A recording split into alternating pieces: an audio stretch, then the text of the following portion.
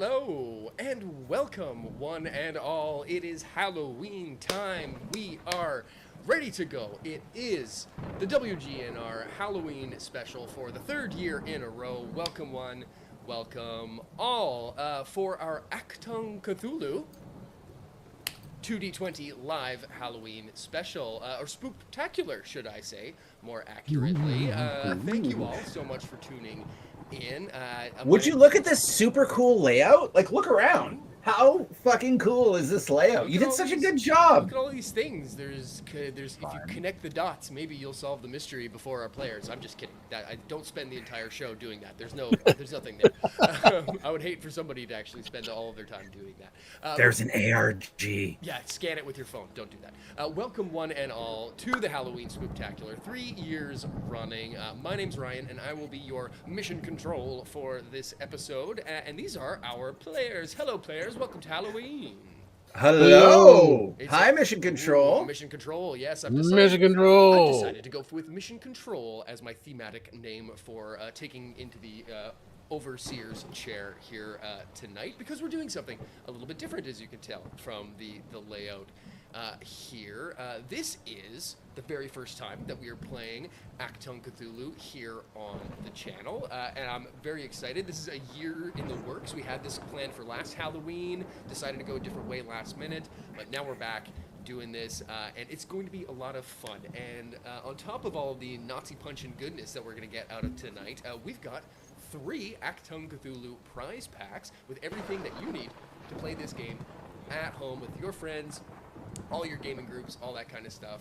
It's going to be great, and we're going to talk about all that in just one moment. But a little bit of background first. For those who don't know, Achtung Cthulhu is a role-playing game set during World War II, the second of the World Wars, and revolves around specifically the Secret War. It's a shadow conflict, pitting the agents of the Allies against secret Nazi cults determined to use dark magics and eldritch powers to spin the favor of the war in their way. It's very Pulp Fiction, alternate history, world blending sort of game. Lovecraftian lore, think Indiana Jones, Wolfenstein, Man in the High Castle. It's left of history, right? And just like Fallout RPG that you know and love here on the channel, AC, as we call it, uses the Modiphius 2D20 rule system, so a lot of the mechanics will be very familiar, even if the setting is a little bit foreign for y'all at the moment. But I think it's going to fit in pretty well with kind of the vibe that we like to go here on the channel.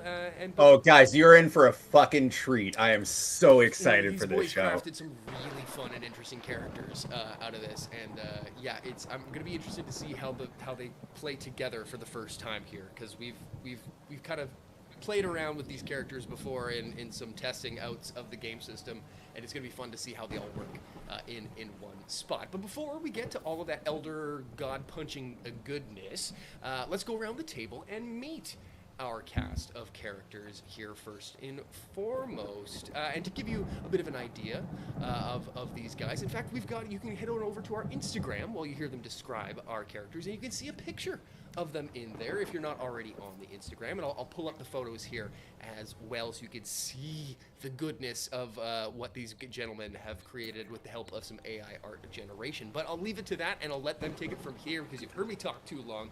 Let's go from the bottom going across. We'll start with Justin, and tell us about your character, Hatch. Yeah, so Hatch is actually based on, and this is a really interesting story, Hatch Morris is based on 2 real men. One is my grandfather, Morris, and another is one of my very good friends, his grandfather, Hatch. They both served in World War II together. And when I became friends with Hatch's grandson in university, we did not know that they knew each other. And then over the years, we became very close, and we had a conversation, and it came to light that our grandfathers knew each other from the war, from like 60 years before. So that was mind-blowing. And actually, name's Hatch Morris. I was sprung from that fucking clown circus that they called an asylum and sort of shanghaied and railroaded into this war. I saw behind the veil that covers this world into what lies beyond, and it has horrors beyond imagining. The weapon that I am is not meant for men. I am he who hunts the monsters. Well, these monsters hunt back Hatch. Yes, Hatch has seen some things that ought not be seen by mortal men, and he's I read from an occult book, saw some shit, gained some weird powers, and now I use them to fight the Nazis. Indeed, because your class, you are I'm an occultist. Are you not? Yes. Yes. There you go. So yes. He's the magic user, baby, of the of the group. And next down the line, we've got Raj. Tell us about your character, Major Singh. Really happy to be playing this character. I just want to say, I'm happy you're playing this character.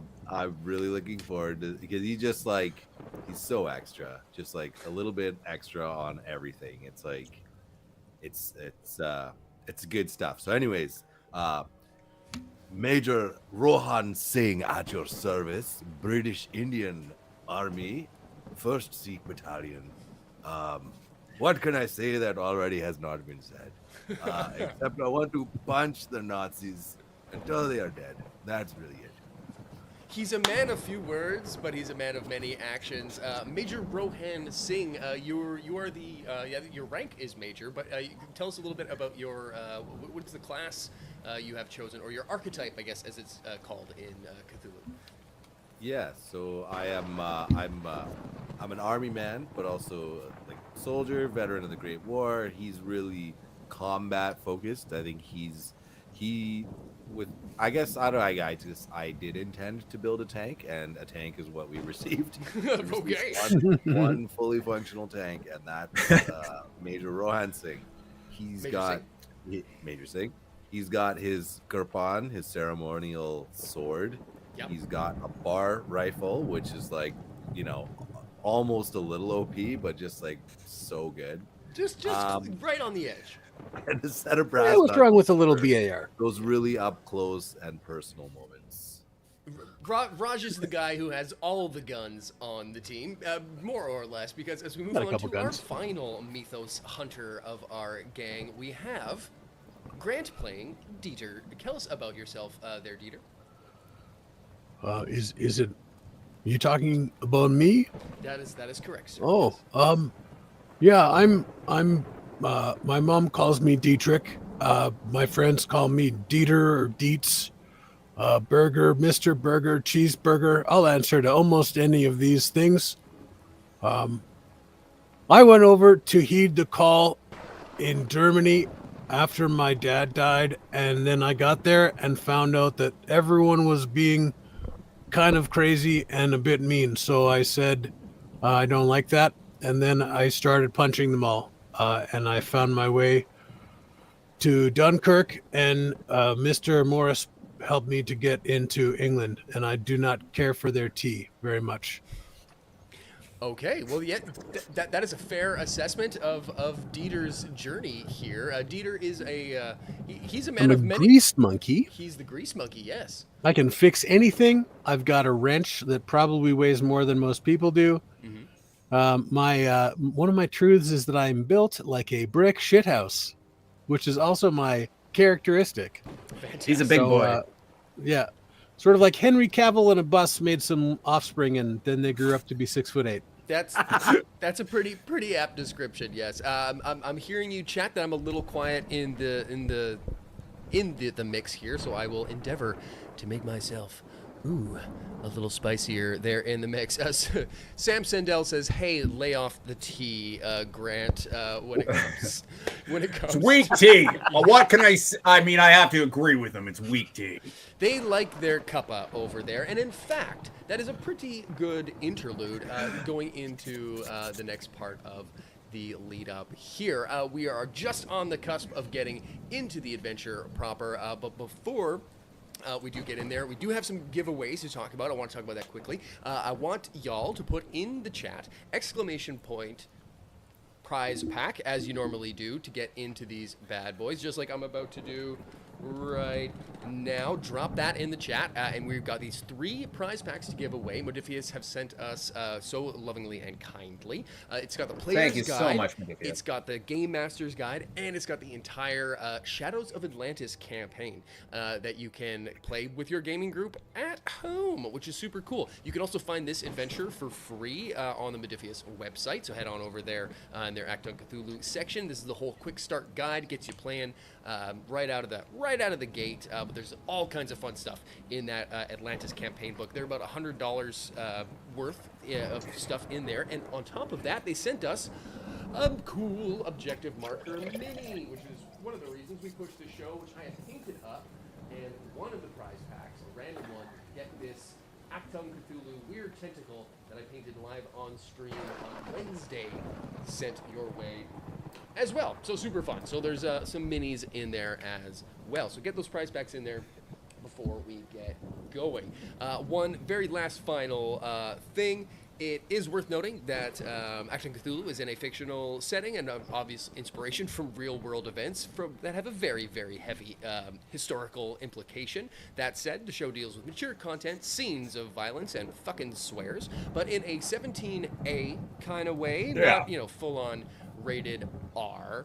As mentioned, I'm pretty sure everyone on this stream and a good number of people on the other end probably had relatives fighting in this war who went and punched some real-life Nazis in the face, just so a bunch of people like us could sit at home and play little games like this and not have to get worried about dragged out of our goddamn beds at night. And we thank them for their service and their sacrifice. Go out and punch your local Nazi today.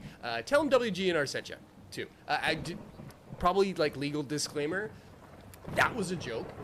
Unless you go and do it and it's really cool. Please don't go punch people. Unless you really want to, unless they're a real-life Nazi. So again, I just kind of talked myself right back into it. We're going to move on because let's take a quick trip to France.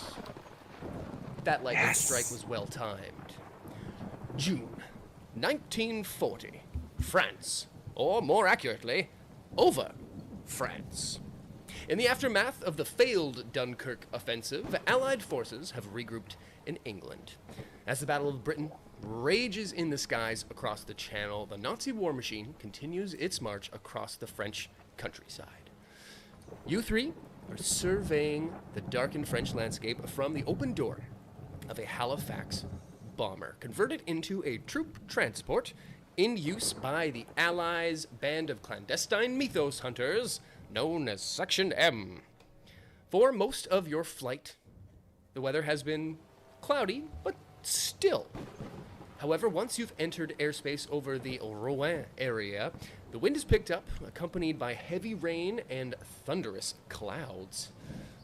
The airman by the door is now making final checks, compensating for the sudden onset of the storm, and he nods in your direction, holding out a hand with 3 outstretched fingers, mouthing the words, 3 minutes to drop! Grrr. It's really loud in here. It's freaking, World War II. Shit's rickety. Man wasn't meant to fly. Your team has been dispatched in response to a coded message from one Aramis Lauren, a local resistance leader southwest of the village of Saint-Sulac. This would be a good time to take notes, gentlemen. Aramis's message... Saint-Sulac. Aramis's message was cut off mid-transmission by what sounded like a firefight, and it carried a dire warning about a specific mythos-worshipping band of Nazi cultists known as the Black Sun, who seem to have taken over the town in recent days. With little time to act, Section M has selected you 3 for a top-secret mission into Nazi-occupied territory, mainly because you were the 3 guys who happened to be available at the time. Your orders are simple. Make contact with Aramis and the Resistance, investigate the Black Sun activity, and put a stop to whatever it is they're up to here in Saint-Sulac. According to your intel, if the resistance fighters did survive, they may be holding up in a safe house to the northeast of the village. And in fact, you all have a handy-dandy map in your group chat, which I will pull up also here for our lovely friends at home to see. Saint-Sulac itself here is a wee, quaint French village, as you would hear. I have had a very fun time being able to practice his accent and not accidentally turn it Russian, which will probably happen multiple times tonight. As long as I keep channeling Jean Cleese from Monty Python and the Holy Grail, I should be all right. They're in the northeast of the village, if they survived. And if you do make contact, you've been given a code phrase to identify Aramis from your regular old francophone out here. He will ask, or you will ask, sorry, I should say, there's like a call and answer type thing. Mm-hmm. If you've seen Band of Brothers, right? Flash, Thunder, that whole situation. Thunder, yeah. Yeah. Love it. Love it. But the call here is and ask for a cigarette. Do you have a cigarette? And the answer is, I only have Lucky Strikes. Now, the message itself from Aramis was short. Black Sun officer, Jan Solar spotted in village. Black Sun presence. Saint-Sulac garrison. And that was it. Evidently, the name of this Black Sun operative was enough to warrant spinning this operation into action and getting you thrust across the channel. As you recall your briefing and ready your equipment, you look out the bomber's open side door and see dark clouds, hear the resonating thunder, and a sudden flash of lightning. Cacao! That's the noise lightning makes. Illuminates inside the plane, giving us our first glimpse of our squad. So, why don't we go around the horn quickly, and as we approach this drop zone, give us a quick description here. I would like to hear what it is you all are currently kitted out in. What is it what's your garb, and what sort of, supplies do you have at the moment? Yeah, absolutely. We'll start same order we did before. Justin, hit me. Sure. I am actually dressed exactly as you see me now. I have a black toque on, and this shirt, funny enough, this is actually Morris's shirt from like 1952. This is his literal shirt. I'm wearing this shirt. I'm in civvy clothes. Okay. I'm wearing civvy clothes. I'm wearing like canvas pants, boots, and I think I'm carrying like a leather rucksack with a jump jacket. I'm wearing a jump jacket and like very plainly dressed. Look like a civilian. I'm not wearing a uniform at all. Yeah, that's because I think in our session 0 preamble, when we just built the characters last week, you were kind of got pulled off like last minute, thrown into a car to get taken onto this mission. Yeah, I was in an insane asylum, and they knew that I could do some spooky shit. So Majestic came and got me from Winnipeg, Manitoba, threw me on a fucking transport, and next thing I knew, I was in England.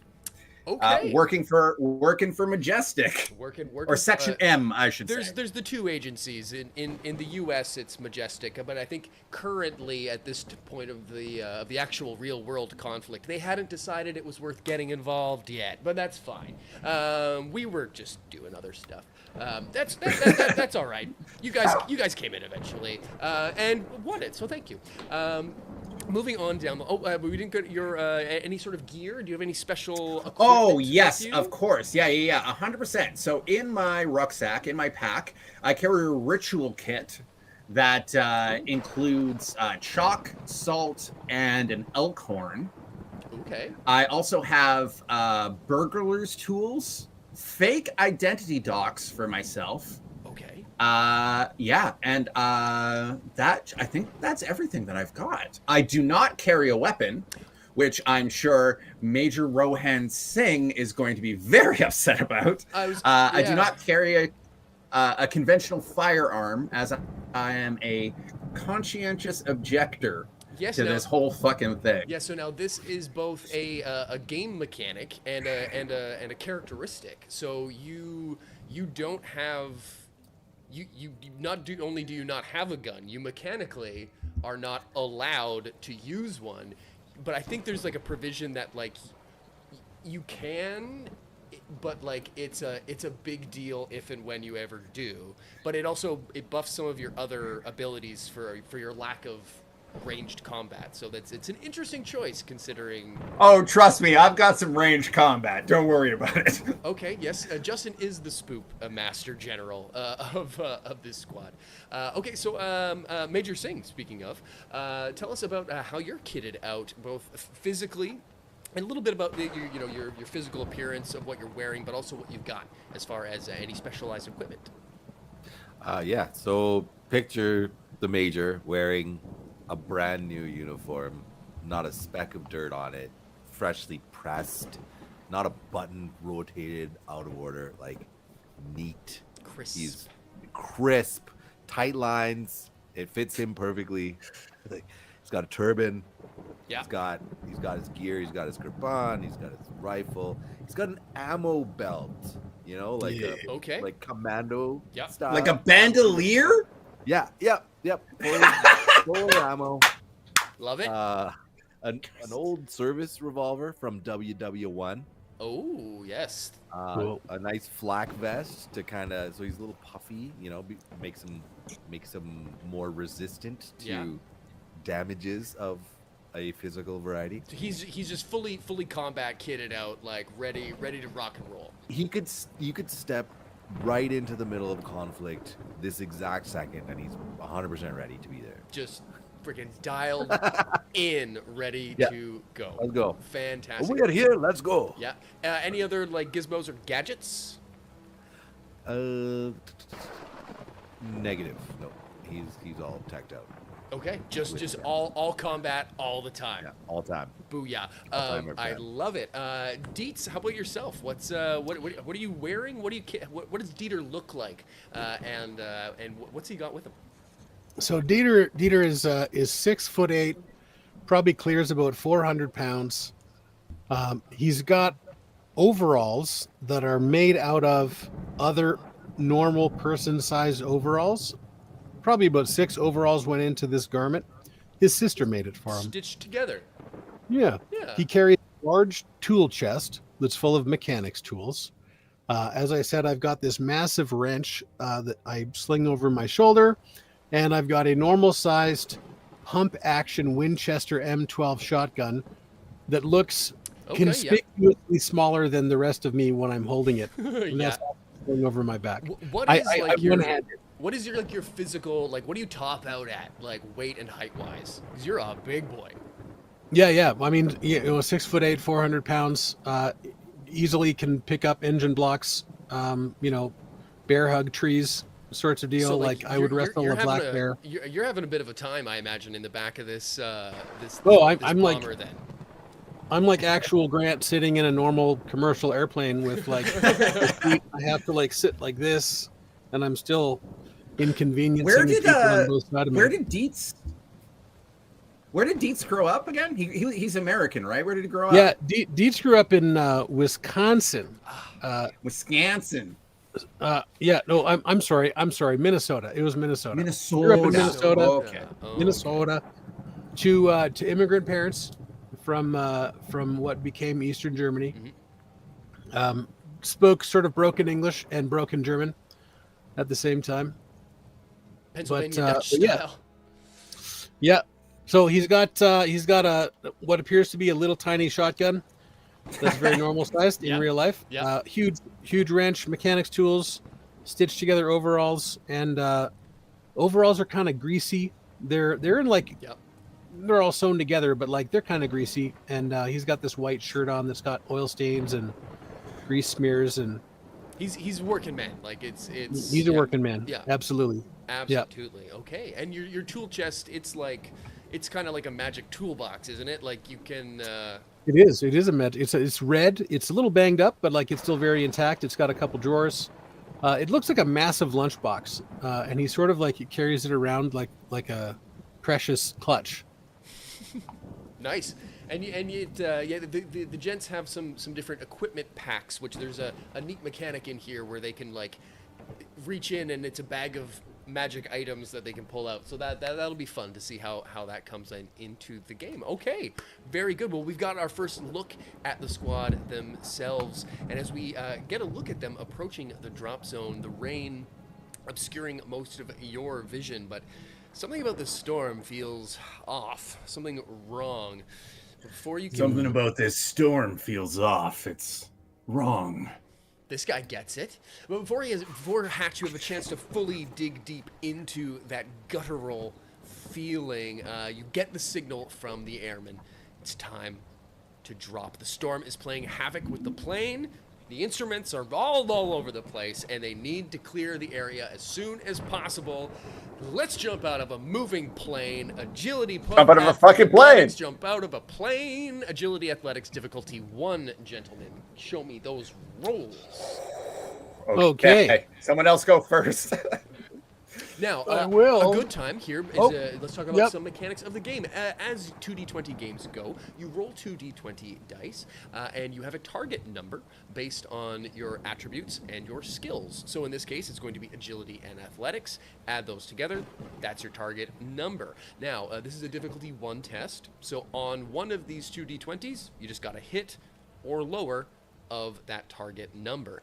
And if you happen to have a truth, which is a mechanic of this game, on your character sheet that relates to your character build of why perhaps you might be experienced at jumping out of an airplane in particular, maybe one of you might have done this in the past before. I wonder who that is going to be. Looking at the middle of my screen. Truths are things about your character or the world or the situation that can make a test either more difficult or less difficult. So, Raj, I think you have some truths that might come into play here. I think the Major has jumped out of a plane or two in his time, and this would be very simple for him. And he's going to lead by example. Like, boys, it's so simple. Just watch and just do it. So he's going to do it. Okay, yeah, because I believe you have the truth, a veteran of the Great War, if I'm not mistaken. Correct. Yeah, so I would say that would that qualifies as like some gung-ho jumping out of an airplane shit for me. So you're gonna be A-okay. Major Singh just fucking like follow me, boys, and jumps out the plane and goes and does like a cool like swan Jack Sparrow dive out the fucking thing if he wants to. But the rest of y'all are gonna have to give me that agility athletics test. Yeah. Okay. Unless you have a truth. I guess let's go die in France after you, Dieter. Shit. What was your target So- number there, Dieter? So the target is 10, but I rolled a 20 and a 15, so I was unsuccessful. So I was trying to jump out. I was trying to jump out head first. Please tell me how this happens. Yes. So I think what happens is the plane maybe like takes a little jolt because the weather is weird. 100%. And instead of jumping out of the plane, I headbutt the side of the plane. And knock myself half unconscious? I absolutely love that. I think that happens. That is precisely what happens. Dieter, you freaking get your shit rocked. You all of a sudden, you remember stepping towards the door of the plane. And you're not sure how long ago that was, because currently you're plummeting towards the ground. Cool. At an insane rate of speed. Black Hawk down. Yeah. Hatch, why don't you go ahead and give me a roll. What is your target number, sir? Well, my target number's not great, guys. It's okay. It's a target number of 7. Okay. Just don't roll a 20 there, pal. Let's roll Let's see how some it dice. goes. I said don't roll a 20. Wow. I said don't roll a 20. Wow. Wow. Wow. That is amazing. So this could. So we're not the this 18. can't go worse. No, yeah. Oh no, we're way down the list from the 18. Yeah, I think... Rohan Singh is crushing it. Yeah, he didn't even have to freaking pull Dieter the and trigger. I suck. This is amazing. This is absolutely amazing. See, here's the fun thing about this game system, is that you can both critically fail and succeed at the exact same time, which is exactly what happens. Your situation is a little bit different than what plays out for Dieter. You go for the jump. The jump itself is fine. You get out the door, you see what happens to Dieter, and you wait a bit, and you almost, have that moment where you get thrown into the roof, but you're ready for it this time. But as you're falling, you're fumbling, you're going, and you go to pull your ripcord. Fumbles. You go to pull your ripcord, and your ripcord just rips and does not open. There's no cord to this ripcord. There's no cord to this ripcord. It's all ripped. Oh my god, it's just a backpack. It's all, I have it's one. all ripped. But as it takes you a minute, and the sort of the complication there, you are able to get your chute popped, your reserve chute. So here's how this all plays out narratively. You get your reserve chute popped. Dieter snaps to, and the regular line, because you were tied to a line when it popped.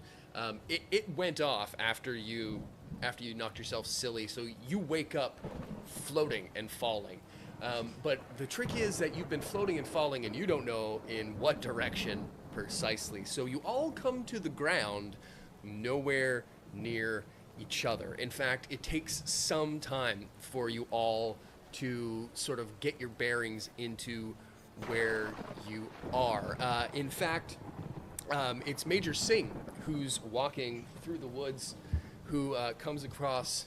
Oh, this is good. Comes across Dieter first, and sort of while moving around, you are all able to finally get a location on Hatch, who's currently up in a tree. In a tree. Yeah, I fucking Classic Hatch. Classic Hatch. What do you do? Actually, I would love for you guys to play this moment out. Major Singh, as you and Dieter roll upon Hatch in a tree. You just see me swinging in my harness. So he won't carry a gun, and he can't jump out of a plane. Why in the hell do we have him with us?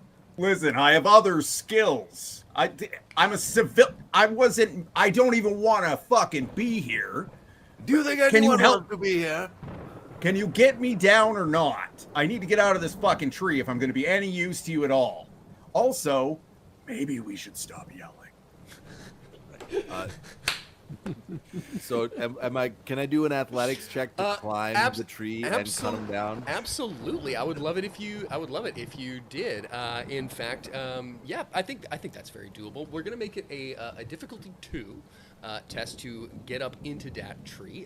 What is your target number? Agility, athletics, target 12. Okay. Damn. Do you have any gear and or truths that could potentially make this operation a little bit easier? I'm making it a difficulty 2 because I'm not quite sure of your guys' stats yet, and also because it's raining at the moment, so I'll say that's made the difficulty of the test from a 1 up to a 2. Do you have any items and or things that might help in cutting a guy out of a tree? I mean, I got a giant sword for the cutting part. Can I borrow your? That might work. Can I borrow your sword? That could work. Yep. Because Major Singh has his ceremonial knife, does he not? Yeah, it's Kirpan.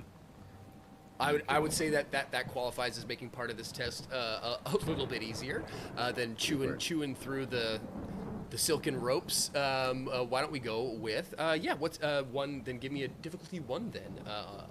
And you said it was 12. Target number? 12. Nice. Yes, sir. Okay. Let's see what we do. You're much more athletic than the other 2. Oh, please. 2 successes. All day. Okay. All day. So that's a perfect time to. You have just generated some momentum. So very similar to our much beloved Fallout 2D20. In this game, when you succeed, if you get additional successes on top of the difficulty, you get to bank what's called momentum. So you gentlemen now have, I believe you started with 6 in your pool, 2 each. You now have, actually I think that is the max now, so you're topped out, which is good. But you can use your momentum on different things to influence the game, like create a truth in the world, which is a really weird and powerful tool, and will be used sparingly, I'm sure, by all of us, and we're not going to go crazy with it. No. You can make, introduce different complications. I can introduce complications to you using my version of momentum called threat to make things just a little bit more spicy if I do so choose. You have been given a list of the things you can spend your momentum on. Some of them are combat specific, like being able to disarm an enemy or attack multiple enemies, things like that. But some are very much in-world dependent. So use those as you see fit. But you do scurry up that tree. You're able to sort of get up there easy enough. I mean, you're Major Rohan Singh. If you know a little PT, that's easy enough. Climb some trees. Yeah, you climb some trees. Climbing trees? You get up there.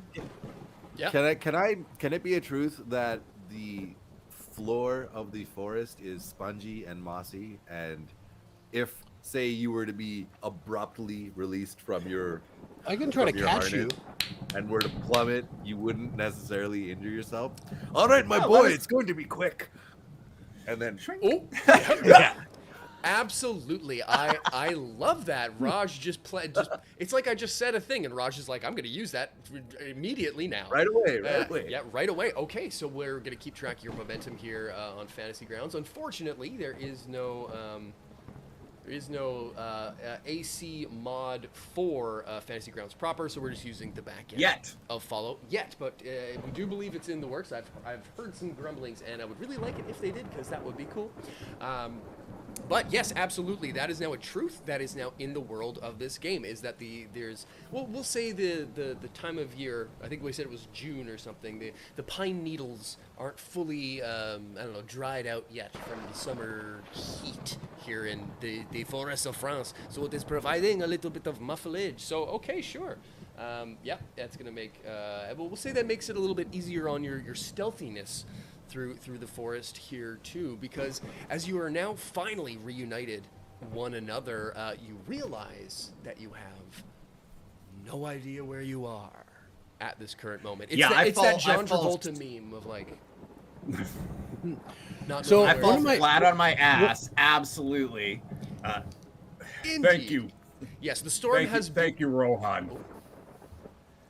Sorry. Thank you, Rohan. I appreciate it. As I stand up and start dusting myself off and feeling kind of foolish. Hatch isn't a proud man, but that sucked. Yeah, that's perfectly fair. I mean, a lot of that wasn't your doing, but being the guy getting stuck in the tree, never a great look. But exactly how far you were blown off course, it's not evidently clear at the moment, and you're not exactly sure how to find your way to, or which direction in the village isn't immediately clear, but you need to get moving, and you need to do so fast if you're going to avoid getting spotted by any Black Sun patrols. How would you like to go about trying to get your bearings and find your way to Saint Sulak?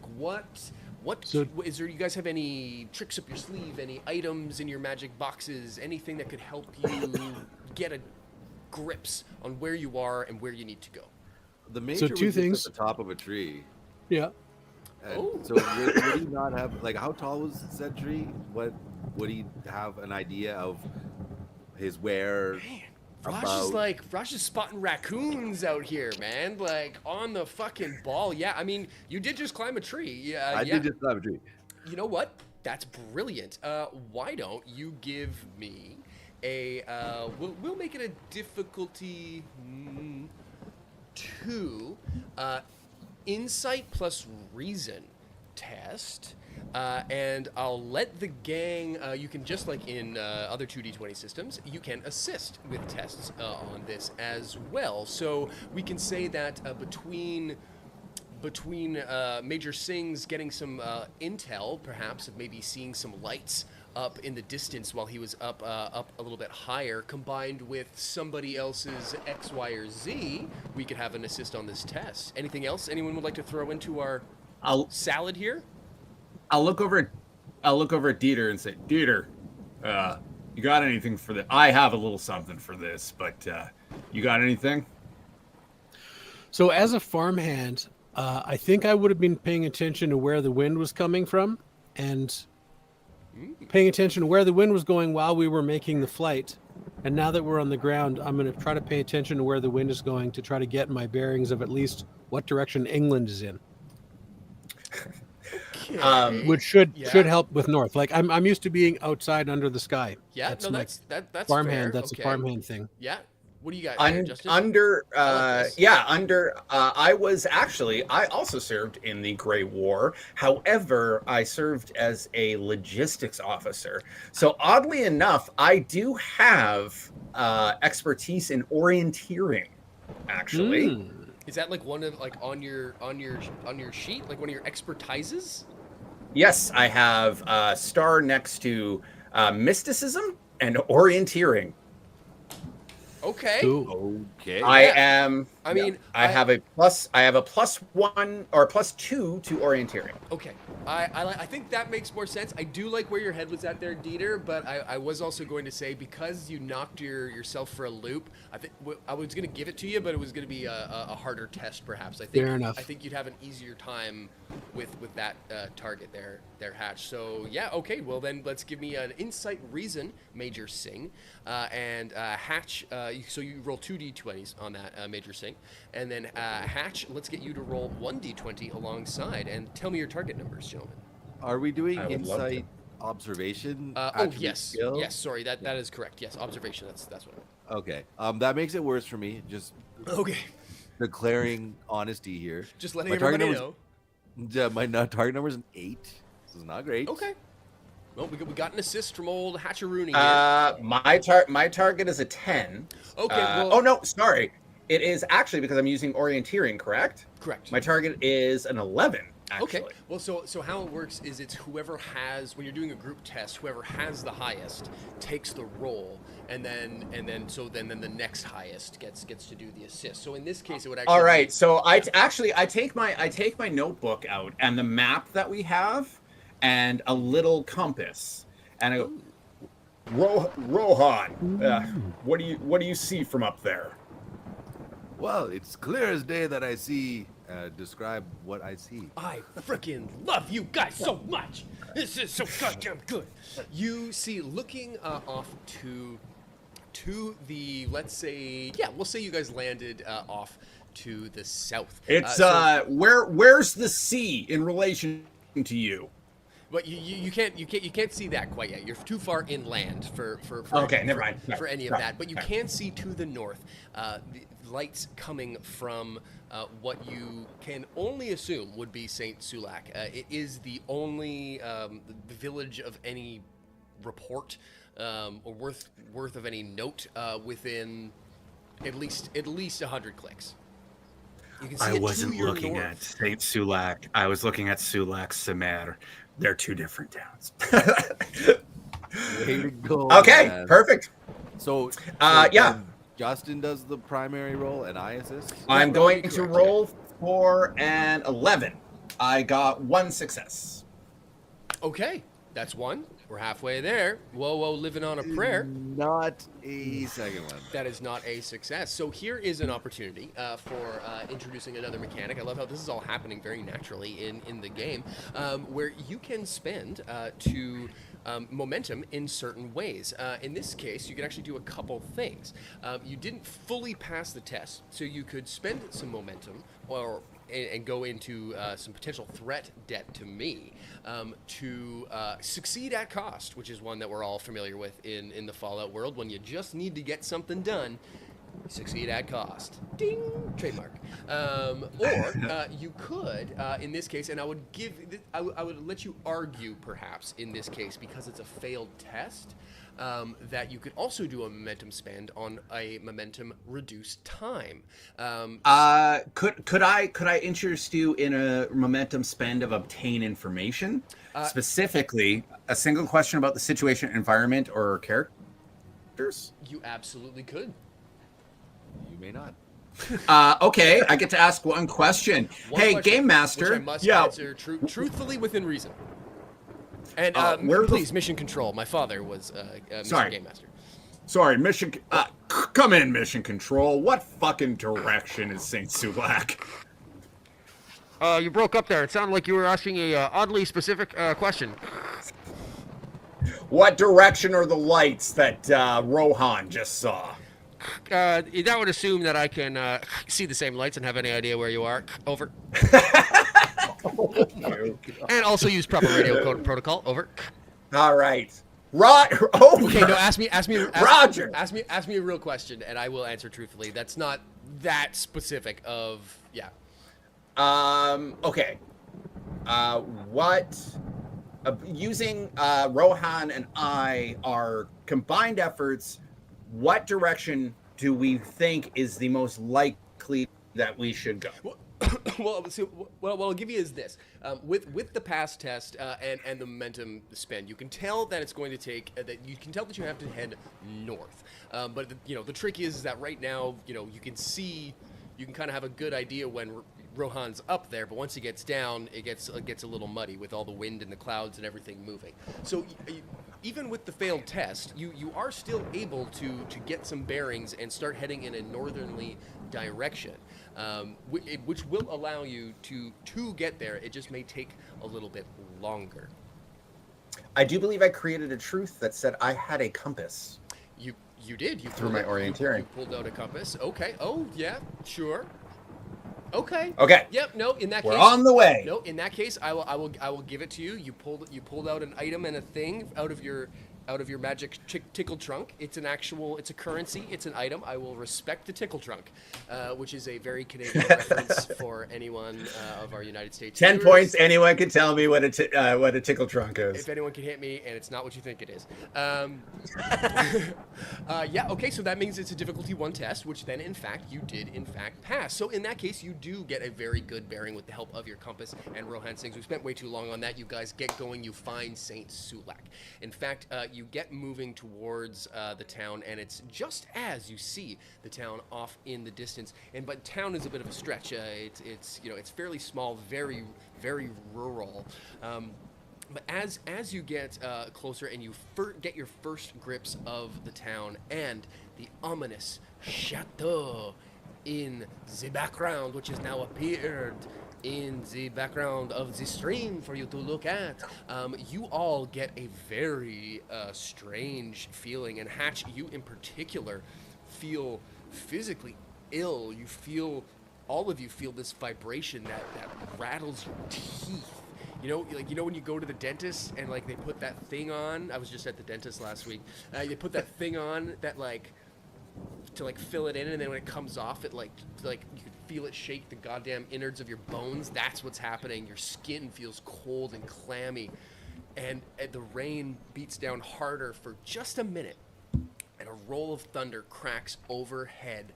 And I'm gonna need all of you to roll me a courage test as something chills you to the bone. Sorry, roll your courage resistance. You should each have a certain number of courage on your character sheet. This is the spoopy mechanic that we love to introduce here. I'm playing it a little bit differently than how it is in the AC rules for the spoop here. I'm sorry. So roll me some damage die. Equal to your courage resistance, because there is currently 2 levels of spoop damage coming at you. Who got what? 3 points off of my stuff. Ooh, Dieter, as the spoopiness comes towards you, you feel it, but it does not shake you. You are shook, but you are not shaken. Let's keep them spicy rolls coming. Give me some swoopy tales. So my sheet says I have a courage of 0. Okay. Well then, Rohan Singh, you are not as attuned to the supernatural as the rest of your comrades. And you take 2 points of stress onto your stress tracker from some spoopy damage. And how about yourself, Hatch? Hatch actually has the tag word courageous. Ooh. I have the trait as courageous, so I believe that gives me +2 physical courageous, +2 conversion of spoop. Okay. So I think I have a +2 to my courage armor. I believe you do. Yes. So what am I rolling? I'm rolling Your courage plus whatever your courageousness is. Courage +2. Oh. Actually, no. I think we did incorporate your +2 to your courage total on your sheet. I think. What's your courage? Start there. It says it says +2. But just like in the box. Yeah. In your courage stat. +2. Okay, then it must be 4 then. So roll 4. Roll 4 dice? combat Yeah, dice. you would have 2, okay. 2 + 2 then in that case. Okay. All right. I'm rolling 4. Damn, he's a courageous motherfucker. He's a courageous boy. Damn. You also get 3. Okay, so Raj took all the spoop on that one, but something has shaken all of your primordial guts by even just getting a glimpse of the Chateau Saint Sulac. But the feeling of terror passes quickly. But you all feel very Deets, shaken. did you feel that? That hit me like a bread through butter. Yeah, I know what you mean. There's something not right here, Rohan. Yeah, you could say that again. Yeah, 'cause Are you doing all right? Yeah, you look spooked to me. You in particular took a bit of a hit there. I kind of don't know what the fuck is going on, if I'm being honest. We're dealing with not exactly physical forces of evil here. Well, in particular, this would be a good time for anyone with an occult specialism, perhaps, to Cough, maybe cough. give me a Doctor Strange roll. Yeah.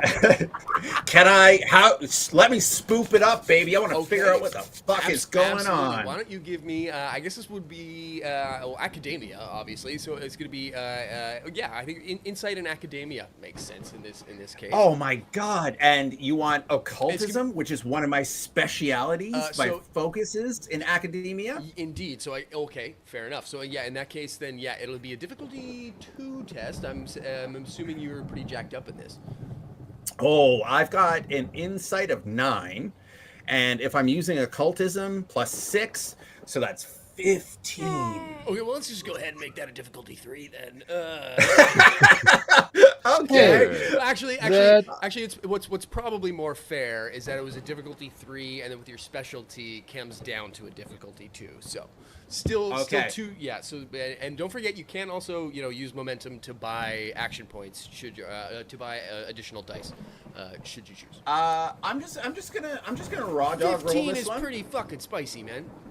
Yeah, and I'm going to make the sign of the evil eye in my hands and start mumbling and speaking some ancient rune words under my breath and roll my goddamn dice. All right. So that's 1 success. Okay. God, I talked a big game. I talked a big game. You talked a big game. Can I interest you in our Lord and Savior fortune points, which very much like the luck point system in Fallout 2. Yeah. You start I'm the gonna game reroll with 3. Everyone does. It's not like a luck stat thing like it is in Fallout. Everybody has 3. You can gain them by doing really cool stuff like inspiration points in D&D. But fortune could be a good way to maybe unfuck this situation. Yeah, we're gonna burn a fortune. So I keep doing it, and then it doesn't really work, and I crack an eye and look over at Rohan to make sure that he's not paying attention to me. I'd be like, oh, the nomenclature. Oh, anyway.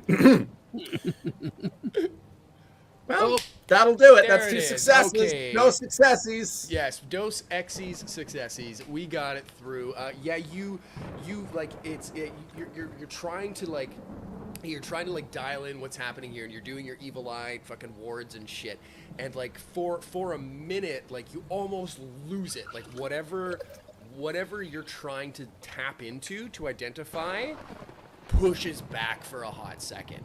And oh, so there's a something out there. Oh yeah, it's not just in fact, why don't you go ahead, because I believe part of your spell slinger thing is that shit, I think it's literally called comes at a cost, is it not?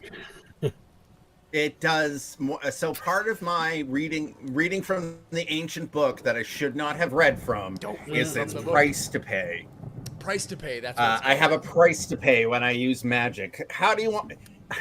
So How do you want me here's- to pay this price, sir? Yeah, so here's what I'll say. Because you did a test and you like RP'd it as magic, what I'll do is, because I think mechanically it's like when you cast a spell, you can like boost spells, and when you do it, like it kicks back on you. But because of your spell class, it always kicks back. Is I'm pretty sure the thing. So you're Yeah. I've got basically wild magic. You basically like, got wild magic, and I'm gonna say for the self-inflicted spook damage, it's your natural +2 is only for incoming that resistance. So this is whenever you done goofed yourself, it just goofs you up. So that's just gonna be 2 stress on your track straight through, no armor. Yeah.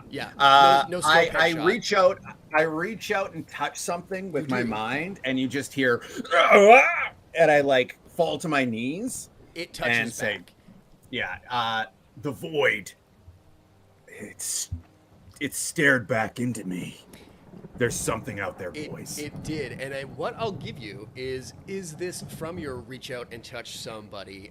You get a feeling of, you feel a presence. You feel two things. You feel a call and an answer. Oh no! And I don't like that at all. Yeah, and because you spent some juice on it, I'll give you a little extra, because you spent the fortune on it. You feel that these two things are talking, but only one of them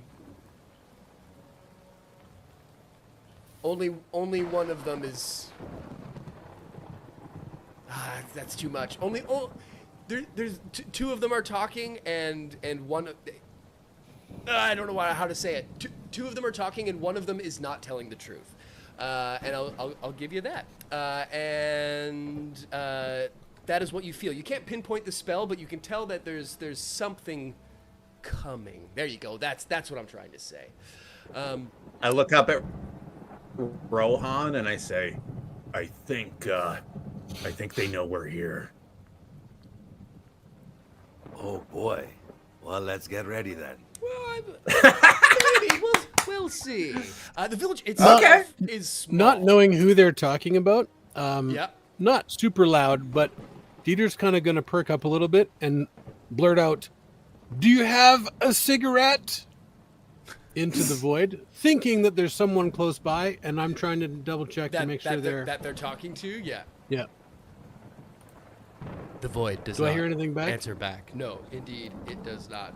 But you. Yeah, I crouch back down again. They didn't have any lucky stripes. It's a great effort, Deets. Great Yes. effort. I love how he just gets like just one word wrong in like every sentence is fantastic. But as you're scouting this village that you now get a glimpse on, that's given you this psychic shock. It looks like there's probably like less than 100 people that probably would have lived here on a good day, and obviously the most notable building is the chateau. And if it weren't for the multitudes of Nazi banners dropped out of the windows, it would look like, probably a very luxurious retreat from nearby Rouen. But from one balcony, you can see, you can see some officers, walking around, those sort of things. You can see various Nazi dudes walking around doing Nazi type things. You can also tell, specifically, you see this black sun iconography all around as well, and you can tell that the reports are in fact true. The black sun has taken over. It does not bode well, all of this information, obviously.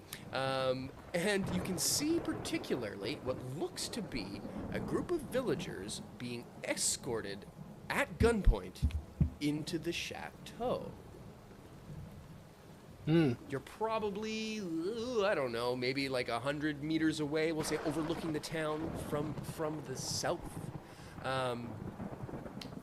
What do you want to do? You could, if you want to try to, this would be a good time if you wanted to like recon the area. You've got your map there. You know that the safe house is off to the north somewhere. You don't have any particular intel. You know it's out sort of in the farmhouses sort of area up there, but could be in any number of homes. Is there anything you want to do to try to like? You want to gain information about the town. You want to do any peeping and spying. Are there any items that maybe you want to pull out of your magic tricks to let you take a peek at some shit? Like, I don't know. What do you got? What do you want to try to do to find the safe house or to gain your bearings of the village? My first proposal would be to ask the major and the captain if they want me to approach the soldiers and in German ask them where the M88 half-track is that headquarters called to repair. To distract Dieter, I them. can kiss you on the fucking mouth. A little bit of subterfuge. Good work, Vlad. Because yes, so Dieter, you in fact one of your truths is that you speak a German. I Da. do. Yeah. Yeah? Yeah. Yeah. Ja, Ja. Dieter. Ja. Ja. Ich sprechen Sie Deutsch. Sprechen Sie Deutsch, ja? Sprechen Sie Deutsch, Ah, ja? guten Tag, Dieter. Okay, so you guys are thinking of maybe Versteck. doing a little, gaining some intel from Dietz here. Yeah, but I see if they can show me to the motor pool, and I'll just start like dropping mechanical terms, and like basically just like, what is filibuster the word? Just like start talking about mechanical things. Oh, they sent me Sure. here to fix the half track. I can't believe it. They didn't send us enough track pins from headquarters, and can you believe that? More of the same bullshit, logistics. Who's working in those factories? Probably a bunch of poop heads. Okay, so cetera. what are you trying to? I love this idea. This is great.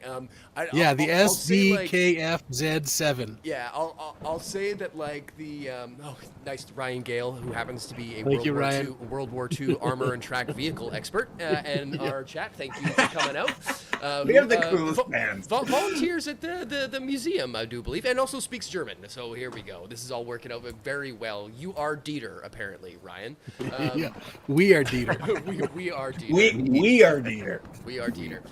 Okay, so I absolutely love this. What I'll give you is this. This place is on fucking lockdown. It's like picture like Indiana Jones and the Last Crusade when they like go into Germany and meet Hitler. Like that's like what it looks like right now. Like that music is playing in the background.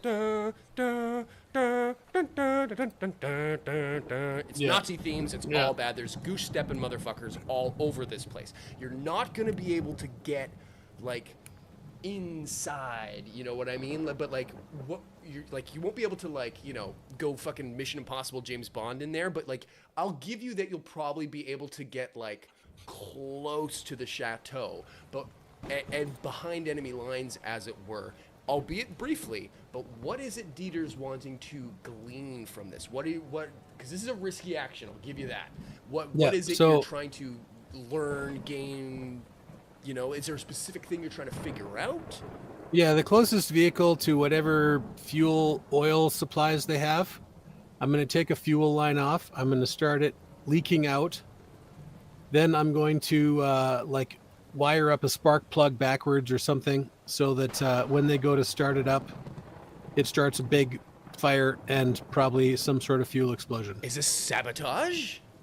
Sabotage? Yes. So this is like in case shit breaks bad, when they come to like, you're putting the sugar Hop in the in their tank vehicles. of the cop car, right? So like when they go to like chase you down, it Boom. fucking goes kaboom. Yeah. I like this a lot. This is fun. This is thinking the long game. Okay, I like this. So while Dieter's doing his a quick, you know, maybe seal you guys an escape plan, which is an interesting first choice of duty. I like it. I like this. We'll go with it. Do the two of you guys want to do another task here to optimize our operational abilities here? Because remember, we're looking for that safe house. and currently you're still kind of too far away to get any sort of too good of information of where it is. What do you guys want to like? Is there? I want to scout. I want to scout patrol routes. Anyone I see out walking around, I want to see what I want to see. Oh, their, yeah. how Mark 'em how up, they go son. back to the place that they started. Okay, yes, roots. I like it. I like it. Okay, Hatch. Anything you want to do in this situation? Oh man, I'm not really good at this shit. At subterfuge or anything like that. So, But like, what do you got? You know, maps. You know, magic. What else you got on that character? I know maps and magic, What else- baby. what else you got Man. Okay, so here's what I'm gonna do. Yes, I know cartography. I am going to start mapping out on the map that I was given. Mhm. The differences of what I see to what's on the map. Do you know what I mean? Okay. If buildings have been destroyed, if like bulwarks have been set up, where the choke points are, like anything physical that I can see, I'm going to start marking it and annotating it as Okay. a logistics officer. I like it. Okay, fantastic. So we'll do 3 separate tests here. We'll go down the line. We'll start with Dieter. Dieter, because this is, I don't want to bog down the. It's a one shot. I don't want to bog the whole down and thing in rolls. We'll just make one roll for this. We'll call it a mechanics roll because you're Captain Mechanic. So I'll say it's easy enough because you speak German. You used to be in the frickin' Wehrmacht or whatever the fuck it was. Yeah, the Wehrmacht. Yeah, so like you've been around the block. I'll say it's pretty easy for you to get to like close to like a whichever one Ryan said in the chat. Yeah, you get up to one of those bad boys, and it's gonna be a risky, a big old pull. Though I'm gonna make it a difficulty 3 because I'm pretty sure this is your fucking big old beef stat. Difficulty 3, repair, or. Be like engineering reason. That's the one. Yeah. Okay, cool. And this is one of my the repair roll. one of my focal rolls. It is. So you'll get. It's like a tag skill. like a tag Target skill. is 10. I'm gonna go ahead and I'm gonna buy another D20 if I may, please. I would love it if you do. In fact, you can go to town on that. You guys' pool is currently full, so. If you're going to go to town, you might as well go in a K7 SD KFZ7. Okay, so The only way to travel. that 2 successes. I would like to. Is one of those a tag though? Yes, it is. It is a tag skill. Yeah. And what is that tag number? Of your because you get a +2 to it as well. I think the skill ability is what I'm asking is that 7. Yeah. Does that 7 trigger? Yes. Okay. Well then, that's 3 successes, There we my go. friend. Well, Mechanical engineering, hooray! well friggin' done. Thank you. The tag proof skill. is in the padding, as they say. Yeah, you do exactly what you've set out to do. You make it, and it's not obvious either. Like it's not just like you have like a pool of gas sitting like there, and it's just like gonna go off when they hit the thing. Like you've got it rigged that like it's when it goes, it's not gonna start, and then they're gonna like try to get out and fix it, and when they do, kaboom! It's gonna go up. I have Blammo. something for this. I can't wait to see what it is. Then we'll move on down to so you're able to do that and then get back to this reconnoiter position that you Awesome. guys have here. Major Singh, let's go ahead Major Singh. and with you. So you're doing you're doing a scout around sort of thing here. I'll say it's pretty easy. Like you're not under high stress situation as you were before. I'll make it a difficulty 2. The equivalent of like I guess what would it be like? I want to say insight, but I also don't. Maybe something like. I'll let. How about this? Whatever is higher. But almost coordination works too. What about tactics and something? I'll give you yes. Tactics would be a perfect skill, but for attributes, I'll let you pick. Whichever is higher, reason or actually coordination or insight. It's coordination. Okay. He's got to be a coordinated motherfucker. Oh yeah. So what's that Coordination, target? tactics, 13 target number. Ooh, okay. It's difficulty 2. Do you have any magic things in your? Because do you have a supply kit? No, that was one of the other guys. I don't believe so. I thought you had a magic. tickle I know trunk I as have well. everything. Everything I need is here. Yes. Oh, I right. thought you yes. did have That's a it, supply baby. kit. Everything that you need have, is there. You have a trait. Okay, so if give me a what would Rohan Singh have on him? Maybe something from the First War that could like you have like oh that's kind of cool. Yeah, like what do you have that would help out for doing this? Like a spyglass type of thingy. Yeah, fuck it. That's really cool. Yeah. It's very. It's compact. obviously. Yeah. Yeah, not like a pair of like modern binoculars. No, not it's like like, binocular, but like a. oh, that's so fucking cool. Yeah, 100%. So we'll make it difficulty 1 then in that case. Target 13. I want to dice. fucking know this guy. You do. It's Raj. I vote for Rush. Oh. Did that not register the Oh, roll? well, no, I didn't Oh, I didn't see it. What I was didn't see it. It was a 2 and a 15. Oh, okay. So yeah, well, once that'll do We'll it take all it. day One of long. yeah, one of those was a crit. So yeah, you're all fine. And you're back up to full action points as well, which is good. Okay, yeah, you are able to do just that. You're able to get a really good read on where these guys are going. And with that crit, Mission Command, may I? Oh, Sorry, yes. go ahead.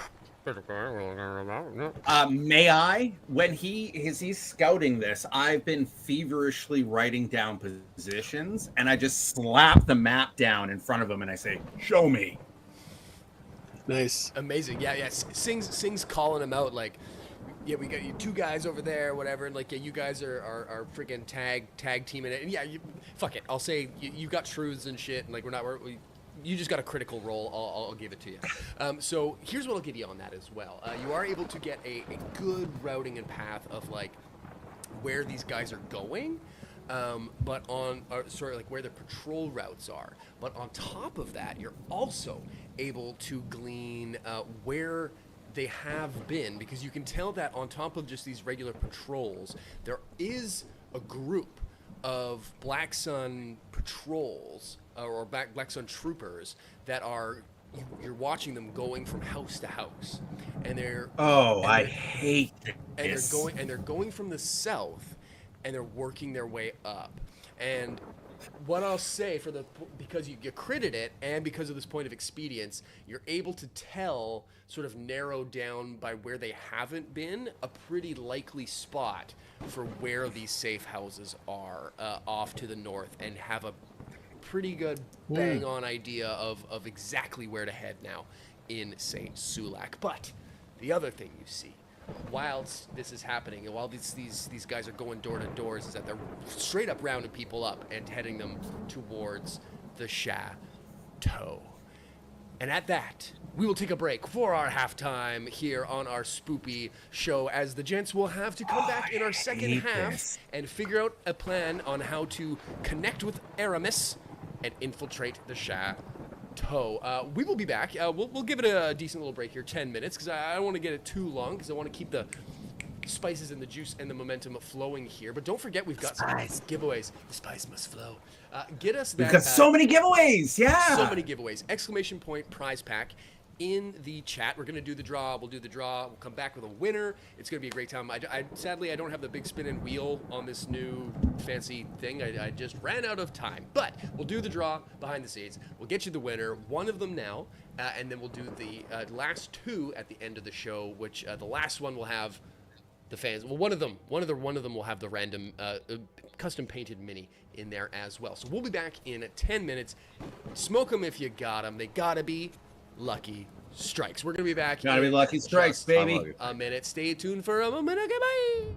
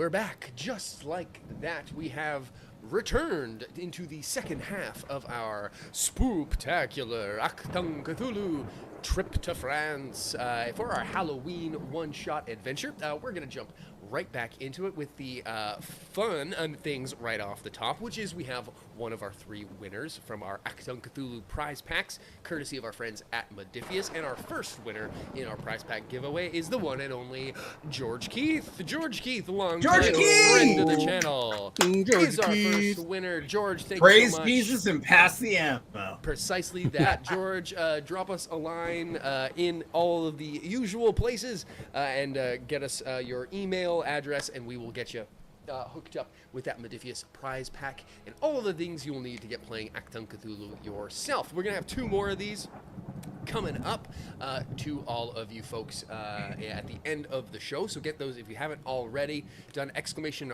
prize pack in the chat, do it now. We've got 2 more to give away, and well, you might as well. Your odds are good, so get them in now. We're coming back into the second half.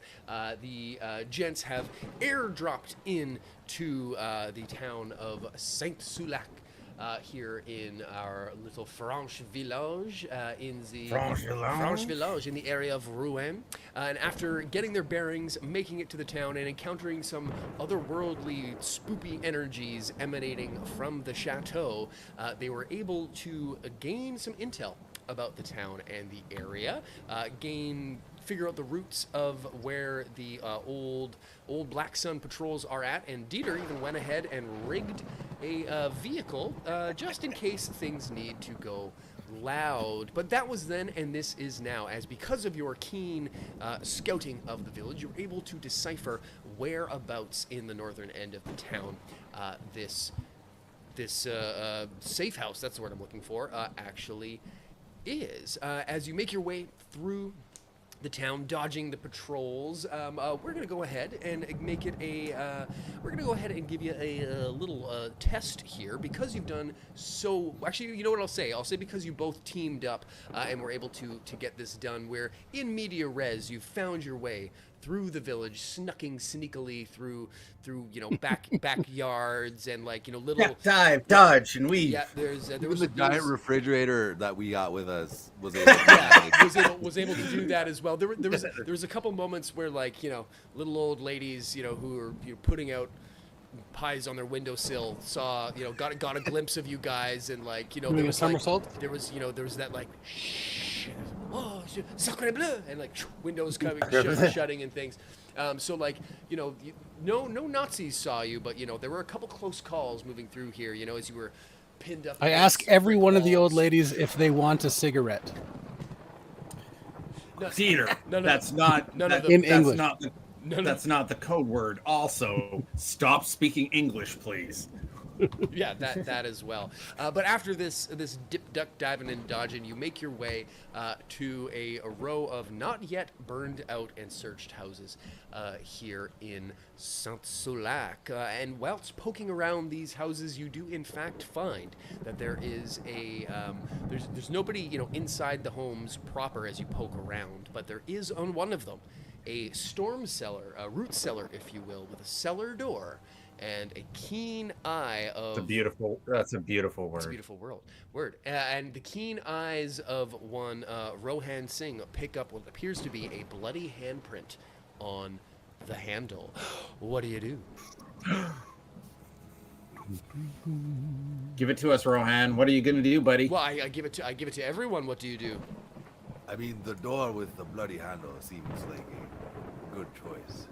It's right there on the. It's right there on the tin, right? It's quite obvious to me. I mean, did you not want to go there first and check someone else?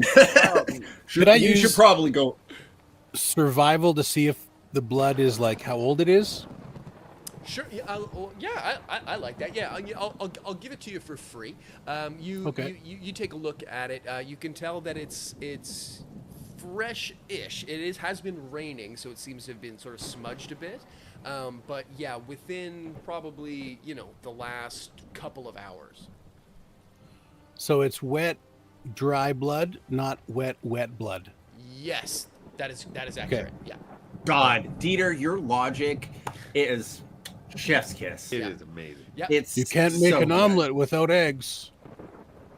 accurate. He's not wrong. Yep.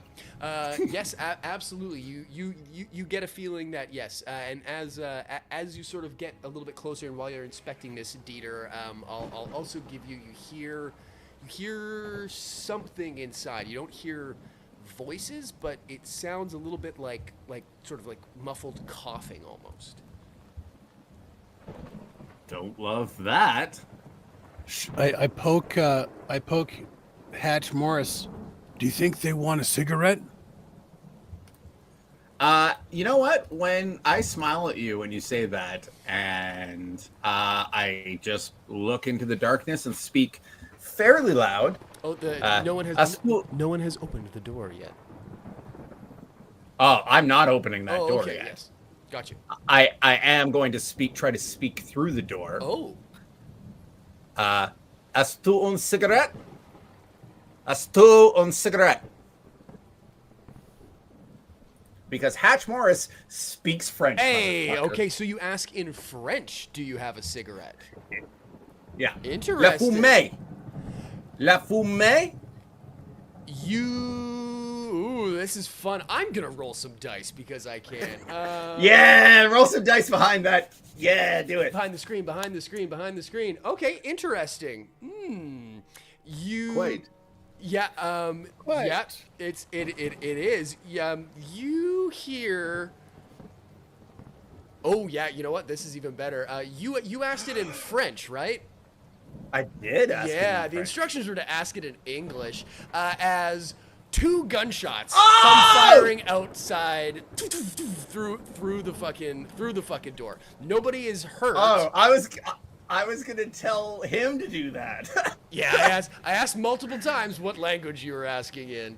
Okay, I blurt out in English. yeah, Do you want yeah, a yeah. cigarette?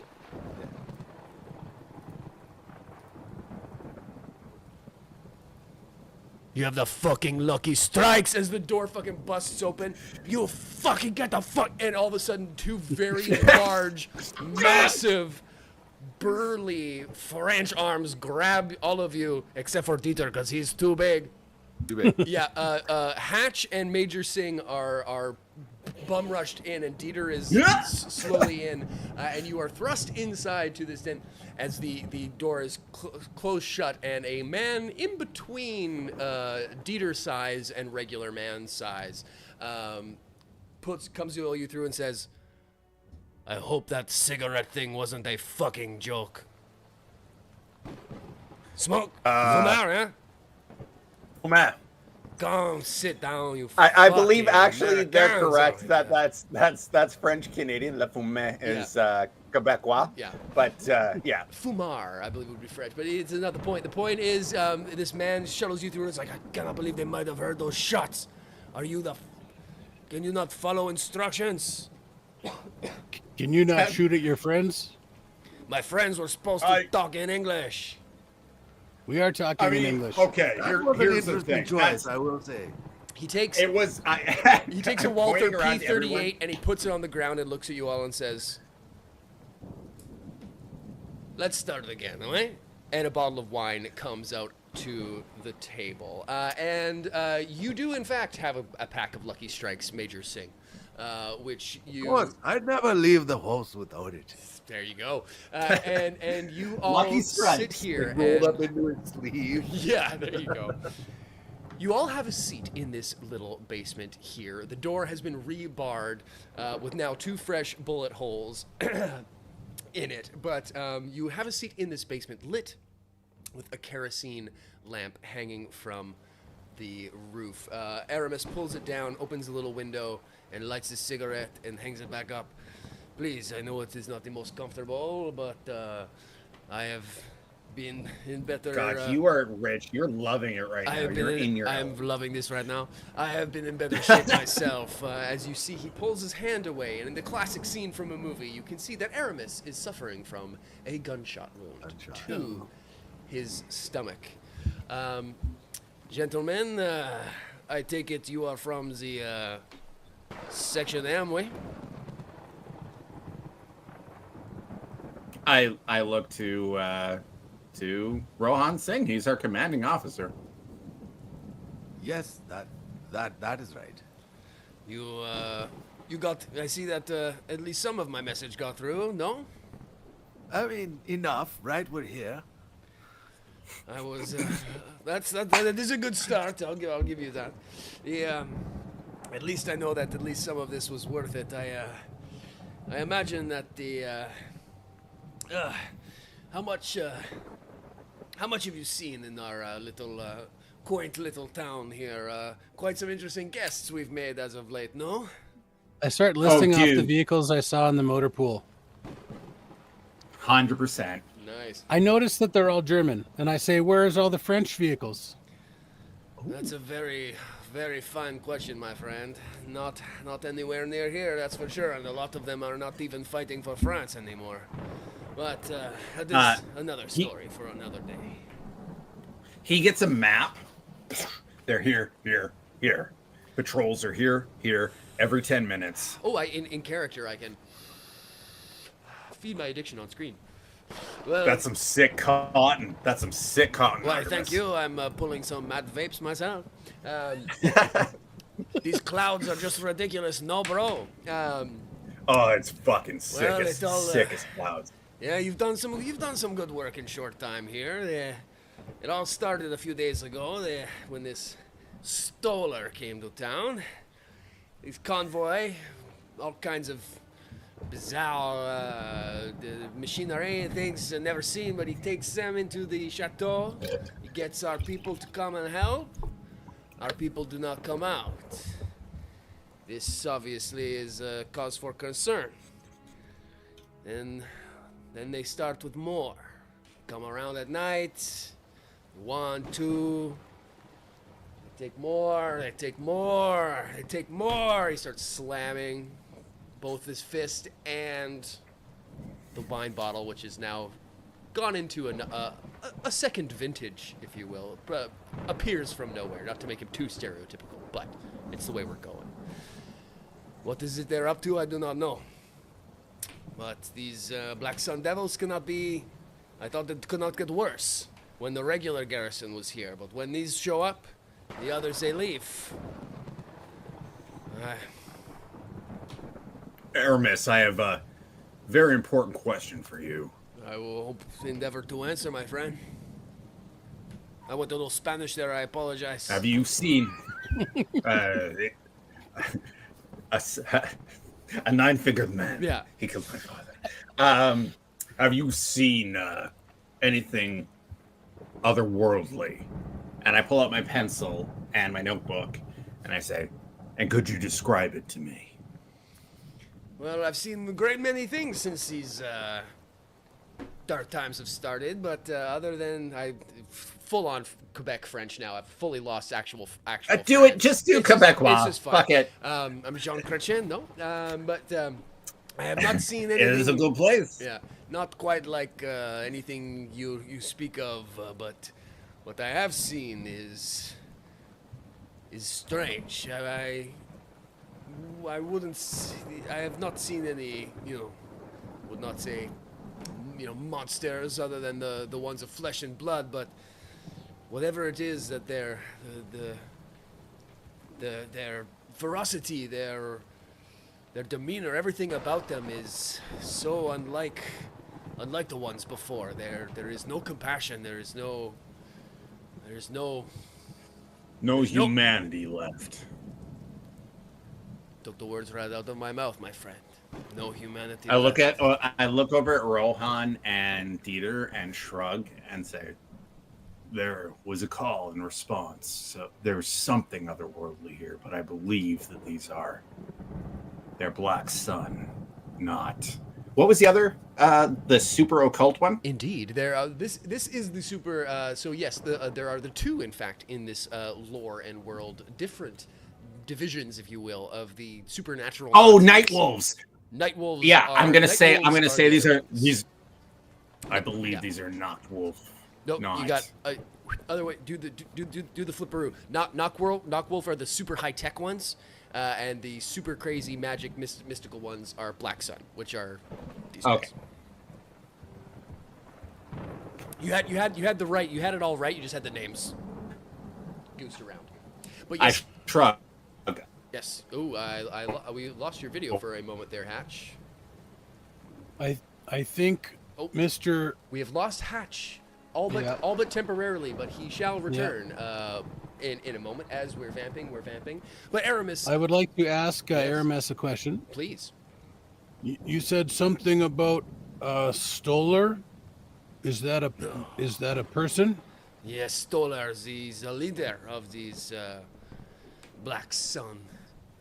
These Black Devils. He came and he proclaimed that he was going to be taking on their leadership and that he was going to be bringing safety when the other garrison left. Oh, here we go. We're getting Justin back. One moment. 1 second. Why wouldn't we have Moose Internet on Halloween? Of course we do. 1 second while I get him back in the mix. We here at Now, WG there he are is. only internet in one way. Moose. Yes, exactly. Okay, yes, Justin is back in the mix. Yes, and Dieter has asked who, and he dropped again. That's great. And he's back again. Okay, Justin, he's back. he's back. And he's gone. Yeah, And he's he's gone. back. He's back. He's gone. There we go. And he's gone. Dieter has asked if who Jan Stoller is, and he gives you a quick rundown of this Black Sun master, who's or high-rankingest officer here in town, who has been running the show. And he came in and he sent the other garrison, the regular standard Nazi troops, away, and promised that he would be leading the town into a bold and brave new era of peace and prosperity. And since then, all he's done is take one by one from here. His promises are nothing. His words are dirt. And he spits on the ground. This motherfucker, he dragged my boy, Francois, not my boy, but he was one of my younger lieutenants, more brash. He could not control. I tried my best to keep my resistance fighters under control, but the more they took from us, they lost it. And Francois, when they came for his family, it was too much. He went out in the middle of the street and tried to fight, but Stoller, that is how this. After that, he'd been sweeping through town. He found my farm down to the south, but he does not know about this place, my friends. And this place. Mr. Aramis, I don't know much about getting shot, but I think that you're probably not long for this world. He takes a long drag, and the smoke just burns down to the ash. You are the brightest man I've ever met, Dieter Berger. And he flicks the smoke. Better safe than dangerous, like my mom always said. What is something we can do here about Mr. Jan Stoller? Well, I presume he lives in the chateau. Why don't we just go kill him? you are on the right track, friend. And this is precisely what I will be asking of you. Stoller is a monster. And Is he men are immune to monsters. getting hit with wrenches? I would very much like for you to find out, my friend. But We also have a knife, that is good. and I poke the captain, the major. The major, yes. Well, Yeah. no, I would very much like it if you were to carry up this torch for me. Because, like you say, my time is running out. But for you, there is something that I have. I'm He tired reaches of into his this. pockets. Let's go kill some fucking Pulls out- well, Nazis. it's actually two things. One is information, and two, pulls out a set of keys and puts them on the ground. Back, not far from here, a little further south, still in the farmlands. But on this side of the village, you will find my farm. Inside my farm, you will find my milk truck. But it is not the truck that is important, young Mr. Berger. And Miss Major, excuse me, Singh. And our friend who keeps phasing in and out of reality. He's here, but he's communing with the dark spirits. as he's here. Our friend who's there, he is. He's tuning in to the dark spirits. Our friend is phasing in and out of reality, of the multiverse. But he's back. He's back again. But Stoller, in all of his brilliance, with all of his magics and his weapons, what he does not know is history. For this town has not always been a small milking farming village. No, no, no. Once, very long time ago, the chateau was more than a chateau. Or it was a monastery, you see. Yes, well, monks of a very ancient order. They used to live here. Precisely what it is or who they are is lost to time now, but what Stoller does not know, what Stoller does not know is that underneath this town are catacombs. A spider web unlike anything you've ever seen, my friend.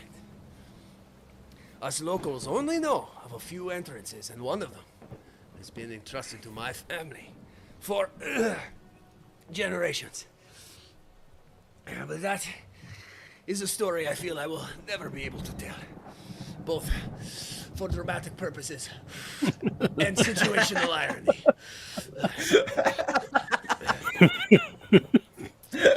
But you will be able to find your way inside. What awaits for you there, I cannot say. None have ventured in that area, in those depths for some time. You take this truck. If you cannot get inside, then you go.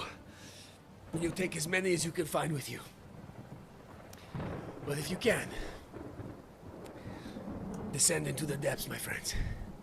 Find Stoller and save my people. No. And Aramis has expired. And Aramis says his last words and nods off with the dart still burning. And you find yourselves inside Aramis's little bunker with directions to a secret tunnel into the chateau. You are pressed for time, and you are underground. It has been probably around an hour and a half since you set eyes on the village, and probably a better part of 3 hours since you hit the ground. You are in this little place. Is there anything you want to do here mechanically, RP, whatever wise, before heading out to what will be the road to the chateau and your final encounter with Jan Stoller, yeah? The major wants to pay respects to our fallen comrade. He's like, "You're relieved of duty," and he salutes him. He takes the map and he sets him on a couch or a bed or something gently with his eyes closed. Oh, I love that. Yes, there's like, it's not a cot, but it's straw. Yeah.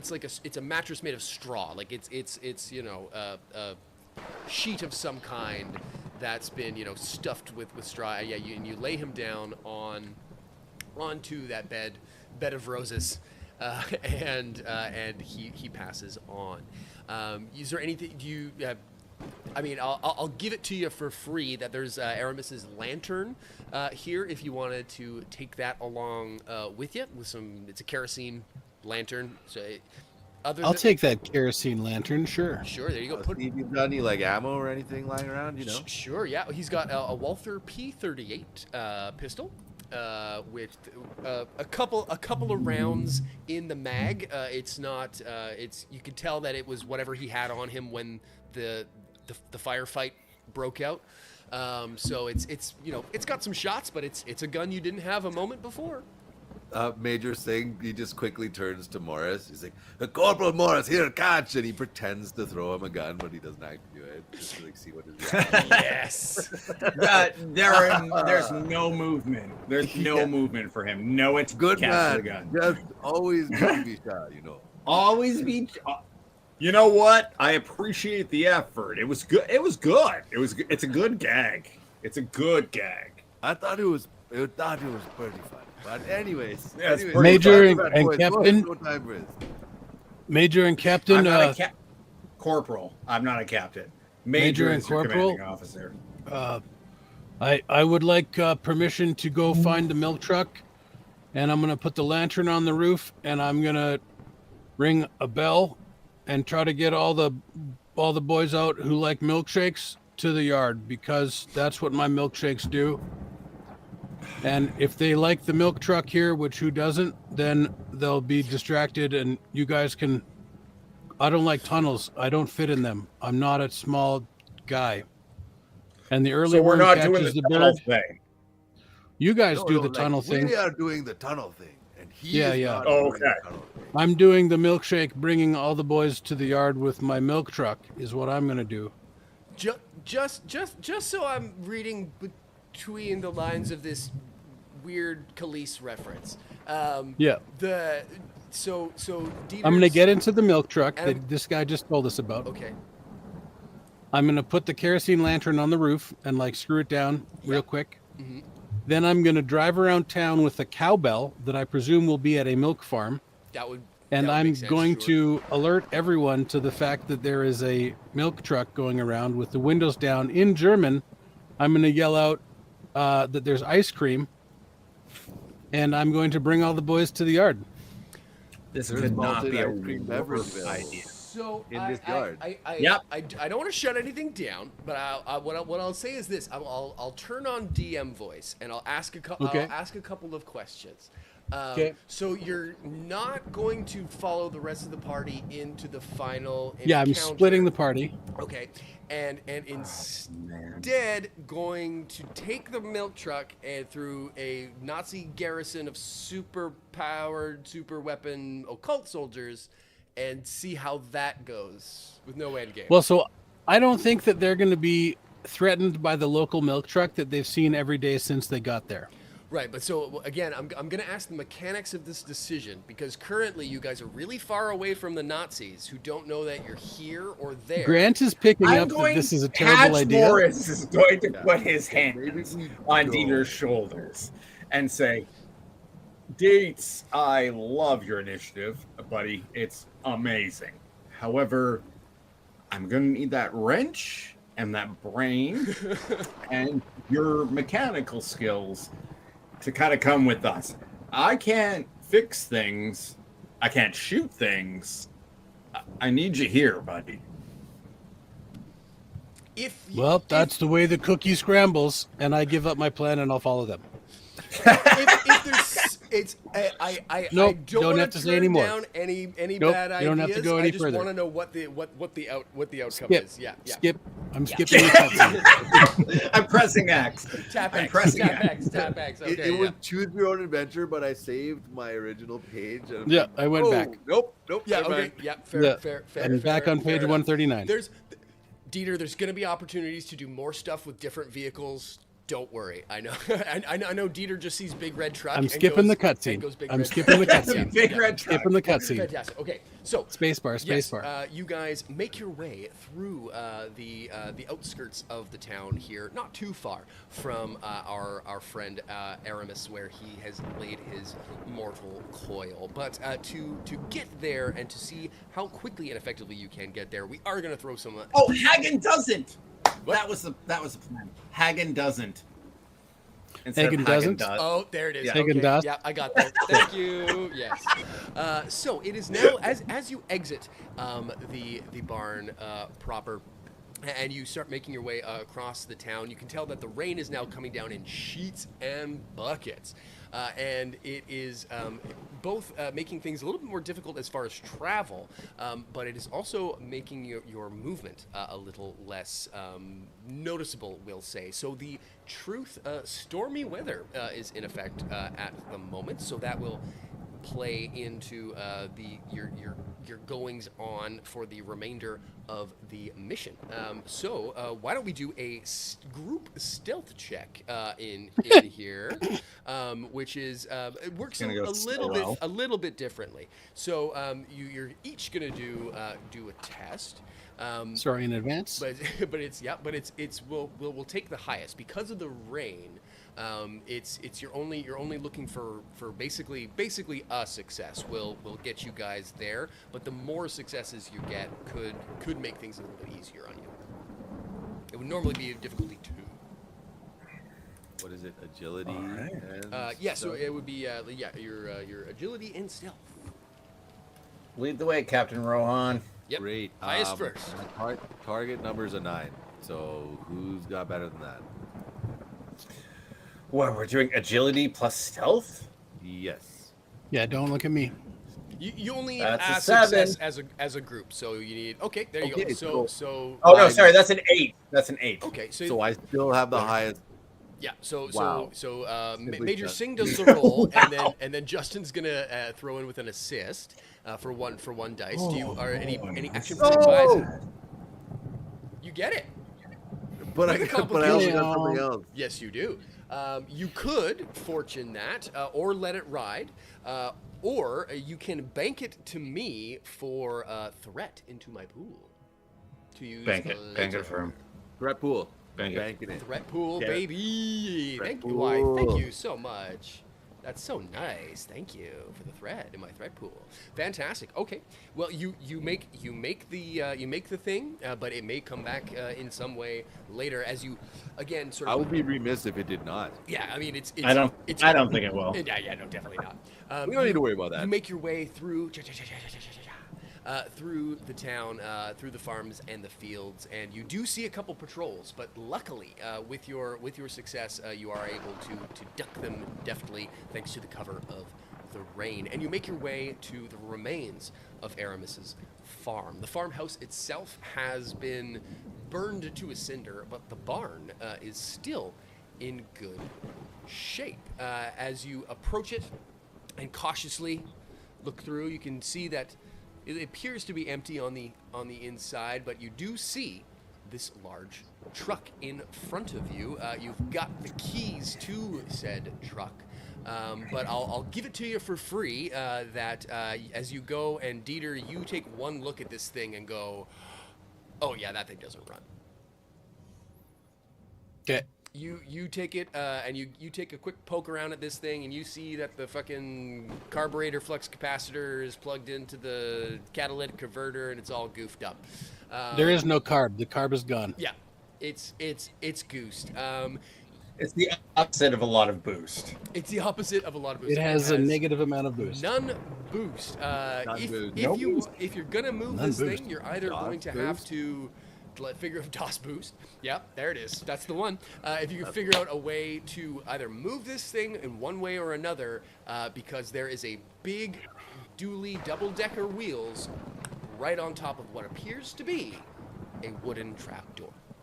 Okay, no problem. This is Dietz's bag. Yeah. So you Um, got this, right? The engine doesn't work, but I'm just gonna pop it out of gear.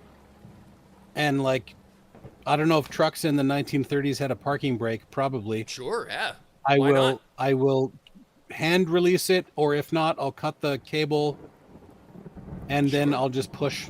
Okay. I'm sure I can put the Rohan, truck you- on a I flat didn't- surface. I didn't think that he was. You thought it was going to go the other way, right?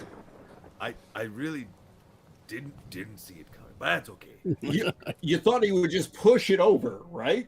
Yeah. Wow. No, yeah, I thought he was. Wow. I thought he was going the other way. I thought he was gonna try to repair it, like go like Mr. Wrench, and like nope, okay. No. We Yeah, don't have Dieter, time for that. I'm as smart as an ox. Get yes, it out of the way. yes, you Good are, go, Dieter.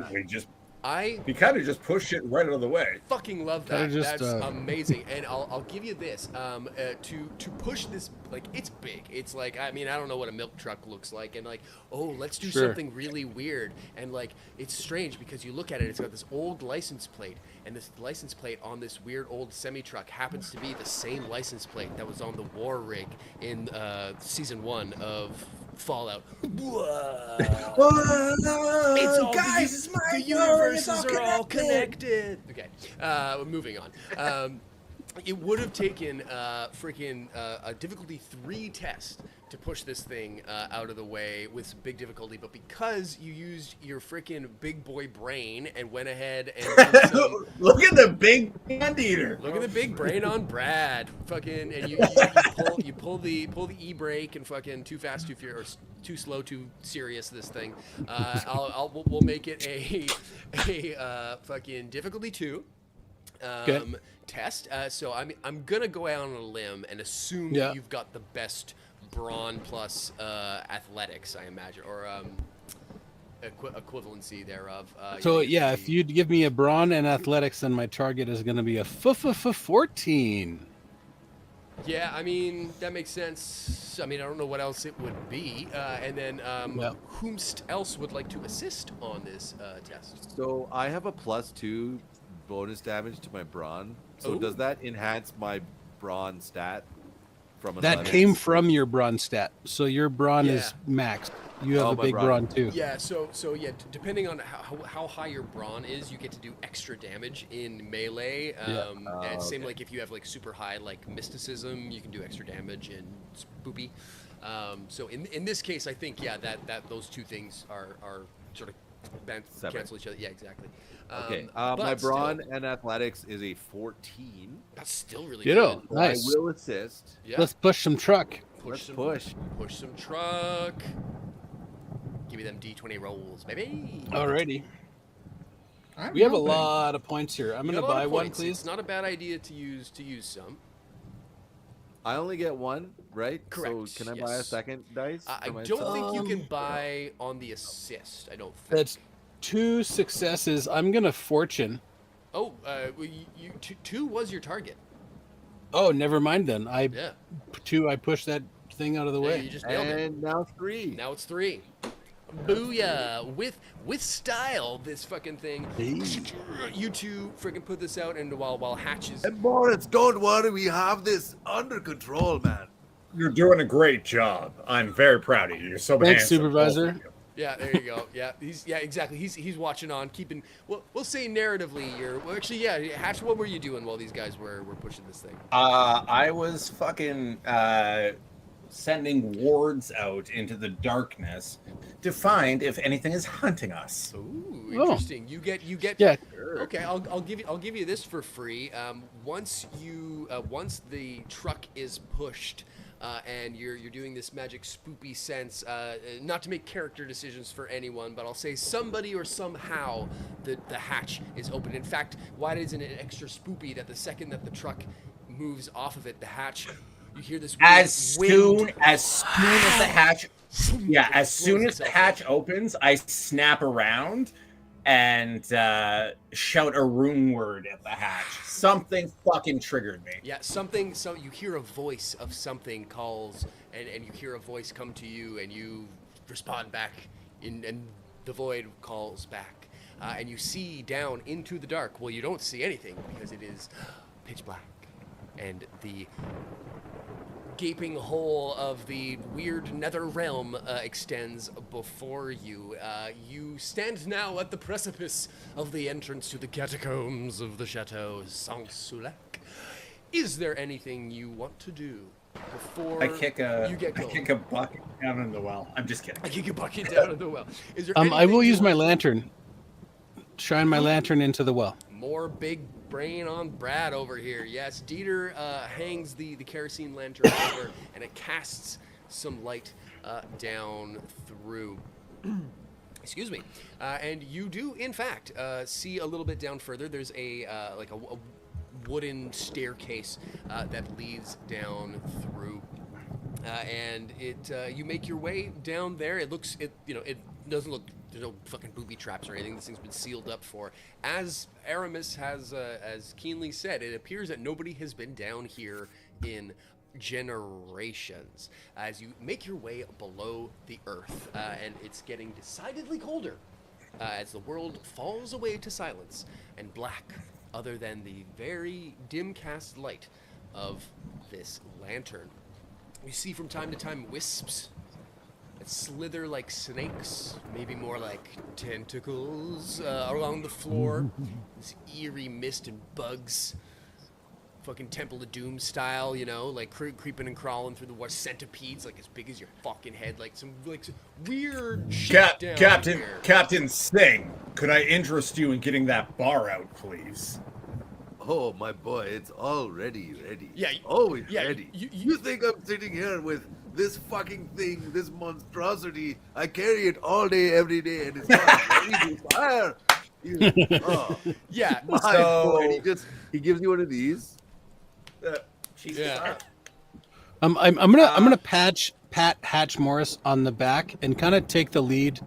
So I'll hold my my lantern up, and with my wrench, I'll just squish the bugs as we're going through. And every time I do, I'm gonna look back over my shoulder and say, "It's okay, Mr. Morris." Okay. I love that. Yeah. He's just like, yeah, thanks, Dieter.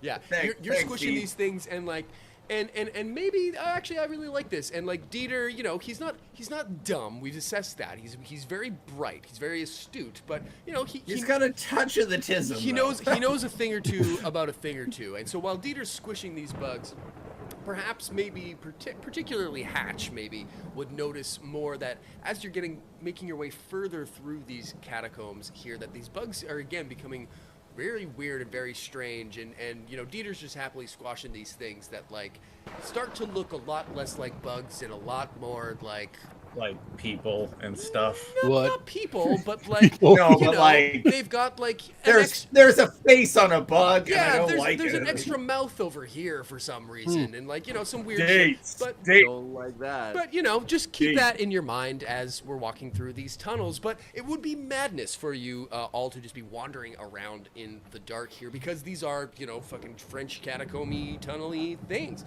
So to get sort of your bearings as you're sort of wandering in the dark here, why don't let's go ahead, and this is a great time for any momentum spends, truths, supplies, anything that could help you make your way through here faster, because time is not on your side. It's of the essence. It's of the essence. Let's burn 3 momentum points to reduce time. I mean, that's a pretty keen one. We just go all the way through the catacombs right away. Well, yes, it'll make, I believe, well, if I read the old cheat sheet here, I think you have to do a test. Where is it? Reduce time. Time taken to complete your test. Yes. So what we're going to do is we're going to do a test, and then depending on your results here, you can spend some momentum to make it go faster. So we'll make it. Let's see here. We're coming to the spice here. Let's make it tough. A team test, reason plus insight, D3. But do you have anything to reduce the difficulty of the test? Any truths or anything? You need reason plus insight? Yes. Oh, baby boy. Okay, so Justin's taking the lead. Do I have the room for you? Okay, fantastic. So you'll take the lead then. Do you have any magical spook that could maybe like help you? Yes, of course I do. I bring out my chalk and my salt. Okay. You see me put my hands up in the ward of the evil eye, and there's a small, almost insignificant small spark of fire between my fingers. I say some words, and then I start to draw on the floor a very complicated rune. Okay. In the middle, in my occultist pack, I draw a circle around it, and I put my elk horn down in the middle. Oh, this is fun. So now remind me, Cool. the book that you read from was like a Nordic ancient spell tome, correct? So like your whole magic thing is like runes. It was a cursed Nordic spell tome. I saw into what's the opposite of Valhalla, because I done seen it. You looked into the Wolf Time Ragnarok and saw exactly the sun, exactly. Fenrir ate the sun, and Jorgenmir, fucking the giant worm, was going. Teldrassil fucking fell. It was horrifying. I love it. Okay, nice. Ryan Gale got my Space Wolves reference. In 40K, there's the equivalent of Ragnarok called the Wolf Time. Good man.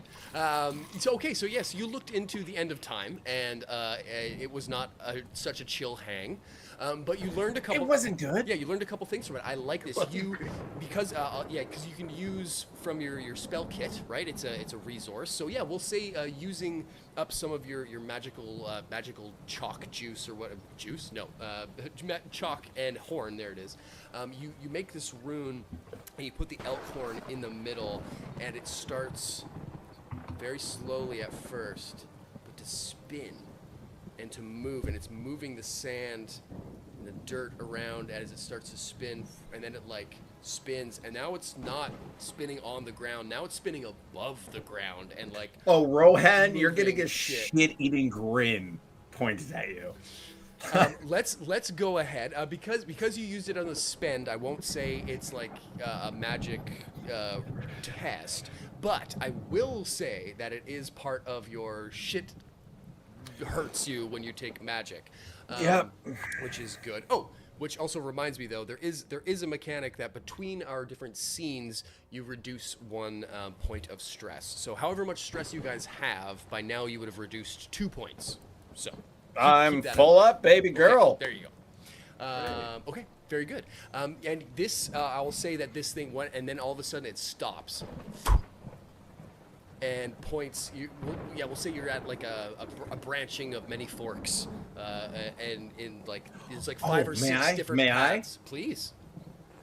So an elk horn has many paths, and the elk horn branches, and it lines up perfectly, but the middle horn, there's a fucking point of light at the tip of it, and I say, it's this way. Okay, that's the one. All right, I like that. So that's going to make this an easier test. Then we'll make it difficulty 2, insight, reason. Roll me those 2d20s, and someone else can assist. That's So going to what be is it again? Insight Captain. and observation. Insight and reason. That would be 13 for me. Okay. What about you, Dieter? insight and reason combined is 16. Wow! Oh, you go Wow! ahead. You go ahead. there, bud. Wow! Told you Dieter's Okay. not dumb. Just one? So you're going to be leading this test, apparently. Okay. Yeah, so you're going to be doing the doubles, and Justin will roll up with the backwards. We did not see that coming. I didn't see that surprise, coming surprise. at all. So that's going to be 2 successes right there. Wow. Okay. Don't even need to yeah, roll. but with the combined you should. juice of because of your Elkhorn magic reducing this down to 1, you are able to get your bearings and find the correct tributary. That's not right. To follow The through. branch, the fork. Thank you. Fork. There you go. To find your way through the tunnels. And it's not much longer now in real time, but this feels like it's been hours that you've been down here. But looking at your all well synchronized watches, it's only been a few minutes as you make your way through this winding path to a dead end that ends at what looks like a near identical set of stairs leading up to a familiar hatch-looking thing. That's fine, man. You can make out some muffled voices on the other side. You know you must be in the right spot. Something is telling you, Hatch, that there's something on the other side of that hatch. Trap door. In fact, it's a great time for everybody to roll me some spoopy resistance. Of Oh, your no. courage. Love to. As Would love to, Daddy. as you come to the door, you see a whopping 3 spoopy resistance coming your way. 3. Okay, you blocked it. Dieter's That's spiking- reduced to 1 spiking for those me. rolls. Reduced, yeah. Major Singh has 0 courage. Oh, so he's just gonna take He's those. gonna take it. Well, Yep. Yeah. Okay, so I have +2 courage, so I need to roll. All right, roll damage. Just 1 damage, though, right? Boop. Spoop. Now you block it. You're fine. There you go. I'm fine. The Major Singh takes another hit that rocks him through to the bone as you hear and you see the light sort of coming through this hatch shift from what's looks like sort of candlelight daylight to an eerie iridescent green. What do you do? There's chanting coming now. Weird noises coming from the other side. So, Occult Boy, any thoughts on what to do now? Bud, floor's yours. I can He takes a deep moment, a deep breath, and I can feel the magic from above. You can indeed. And I say, I cannot be the first through the door. I need time to effect the ritual. Well, when in Rome, do as the Romanians do. And Dieter starts charging up the stairs. Put the lantern back. I got my shotgun out and my wrench out. Shotgun in my left hand, wrench in the right. We're Mace is fucking right behind punching him. some Nazis. Let's Rohan Singh and Dieter burst Brass through the knuckle fucking line. yeah. Bars out. Yes, they do, in fact, do just that. Yeah, you go and kick open the door there, Dietz, and it is popping off.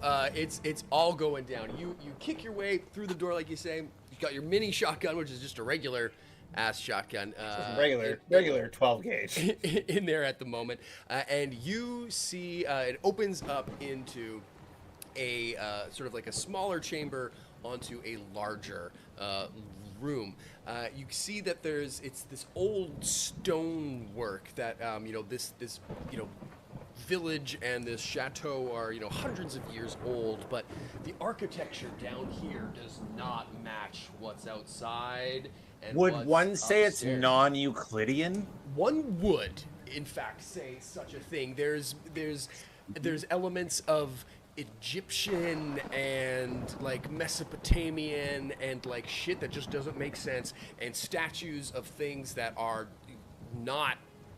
Looking uponst them fills you with the eldritch power of Cthulhu. There's just like it's just breaking bad down here. It is a large room with these sandstone sort of blocks, all in this circular place, and there are these Roman-style pillars, reaching 6 of them in a circle around the room, probably about 12 feet ceilings up to, and these big ancient pillars. And as you see these pillars, you see that they are, in fact, there are on each of them one villager tied with their arms around the back No, don't on like these this. pillars. And as you see them scream in terror and meet their gaze, or follow where their gaze has met, and see in the center of this room a altar with this glowing phosphorescent light, and you see this stone slab that appears to be covered in all sort of blood and ichor and just nasty fucking shit, and around this altar is what could only be Jan Stoller next to 3 Black Sun troopers and a bizarre unearthly looking creature, which I will pull up. Creature. Oh, Yeah. that would be the one who was talking to the other one. Yep. Cool.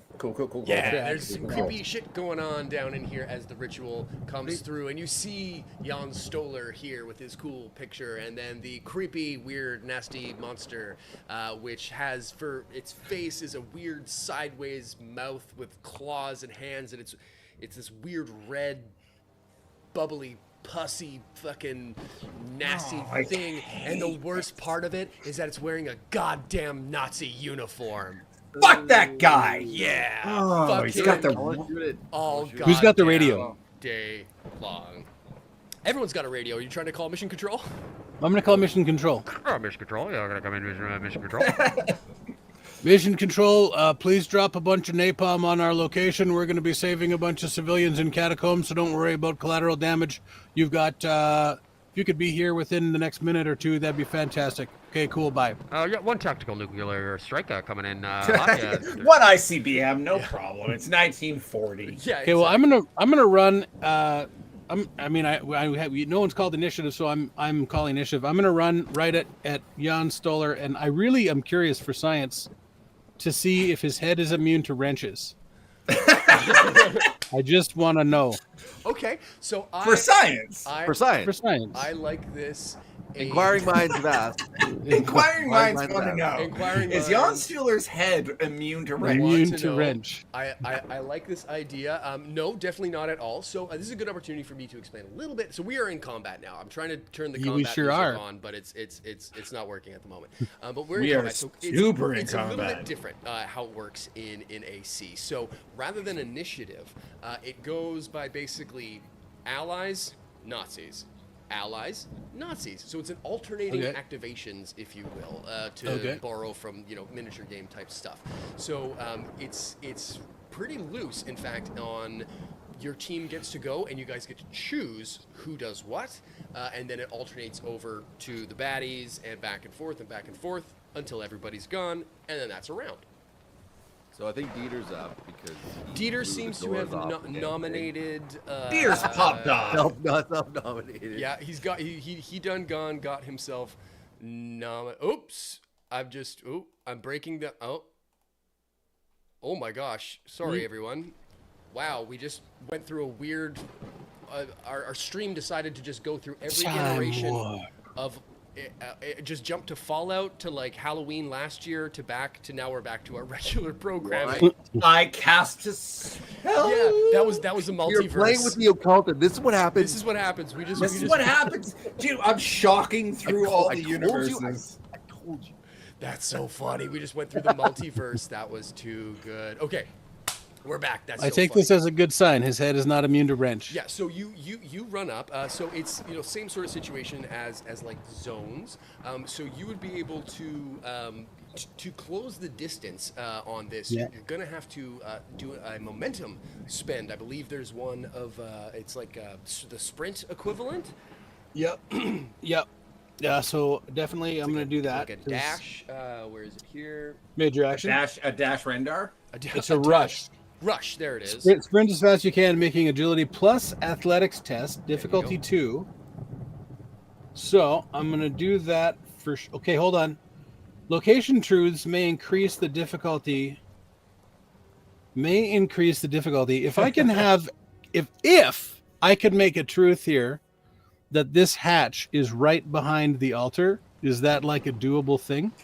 Can we create a truth that like I could grab this guy by his ankles and just pull him down into the hold? That'd be pretty fun. I like it, but I'll Okay, fair enough. I'll give it that. I kind of already said that you guys were on the other Okay. end. Yeah. Of, Agility, we're athletics. rushing these dumb shit. yeah.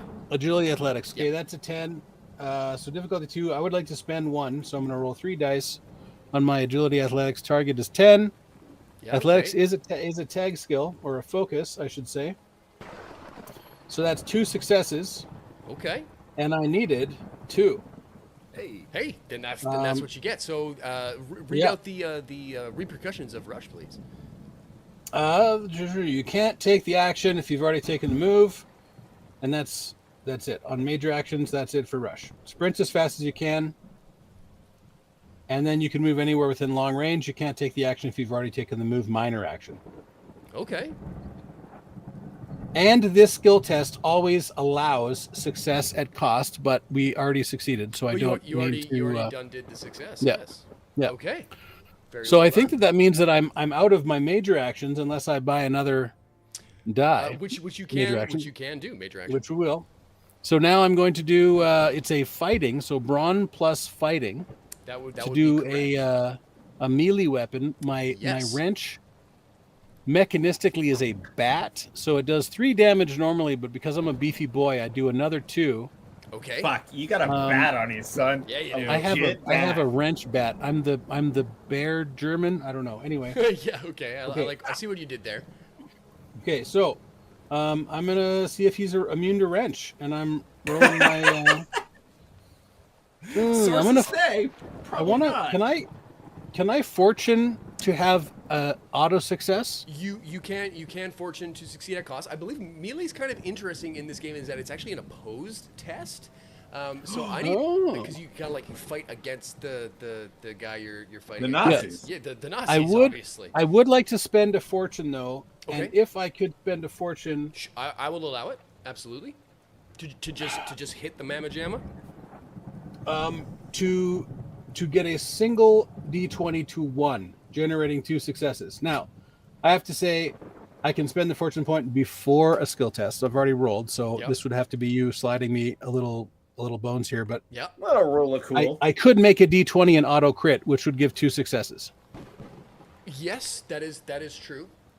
Yeah. If you let me do it, even though I already. Well, I mean, I guess rolled. in that case, yeah. I mean, you could wait. So yeah, you do the roll, and then So normally you say I'm going to spend a fortune point to auto crit one of my rolls. Yeah, I guess I rolled we've first. been doing it more Fallout-y, whereas you do it after Right, the you do it fact. So after, yes, yeah. absolutely. We will fudge the multiverse Okay, on wanna do that it again? No, it's perfectly fine. In fact, thank you for keeping me honest as we play the game. Yes, well done. So that means that I have 2 Jesus. successes Apologies, headphone and I users. have crit. Stupid fight music keeps doing that. Yes. Okay, you've hit him. How much damage does this thing do? It's just 5. Oh, 5 damage dice. Okay, so you Just add it roll. up, So same as in the Fallout world, you roll the damage dice there.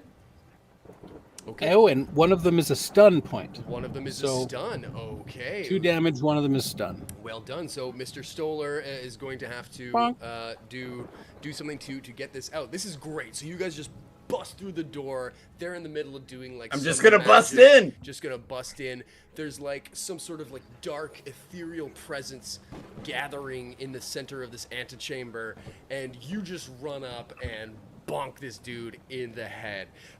It does not see this coming and gets this smash in his face and just says, what is this? You interlopers disturbing the ritual. Get them! And, yeah. Du bist eine kleine Scheiße. Yeah, some shit's going down here now. I'll say this, because we're kind of I'm gonna fuck theatering your shit of the minding it a bit. I think I badly said you are a little shit. Okay, that's fun. I like it. Yeah. Probably not the right way, but that's what I said. Yeah. But yeah, you do the thing. So we're gonna say now there's 3 of these Nazis next to him, and now essentially you. I'll say one of them comes up and he's going to attack you with, I guess, well, he's got his weird knife. I can pull up his Nazi stats. What's he's got?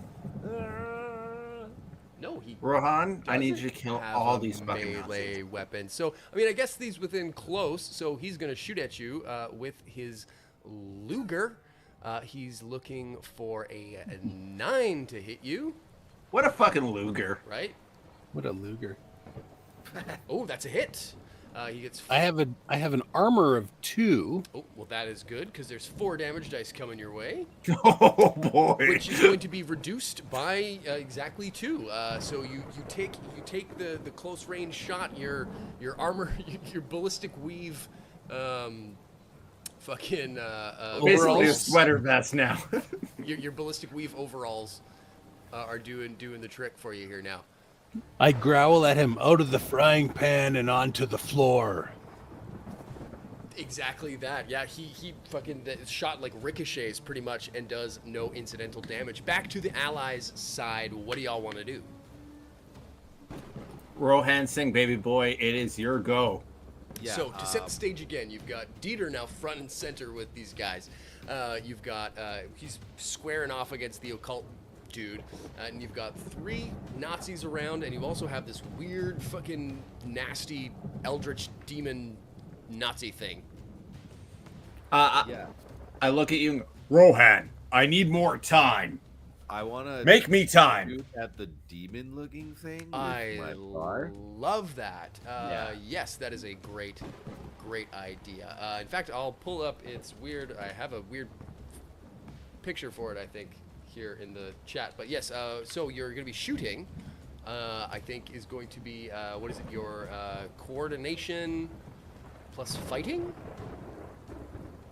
I can get down with that. I believe. Yeah, it's fighting. Yeah, let's do that. Heavy weapons, yeah, fighting. Yeah, coordination plus fighting. That's the one. heavy Yeah, weapons, okay. yeah, fighting.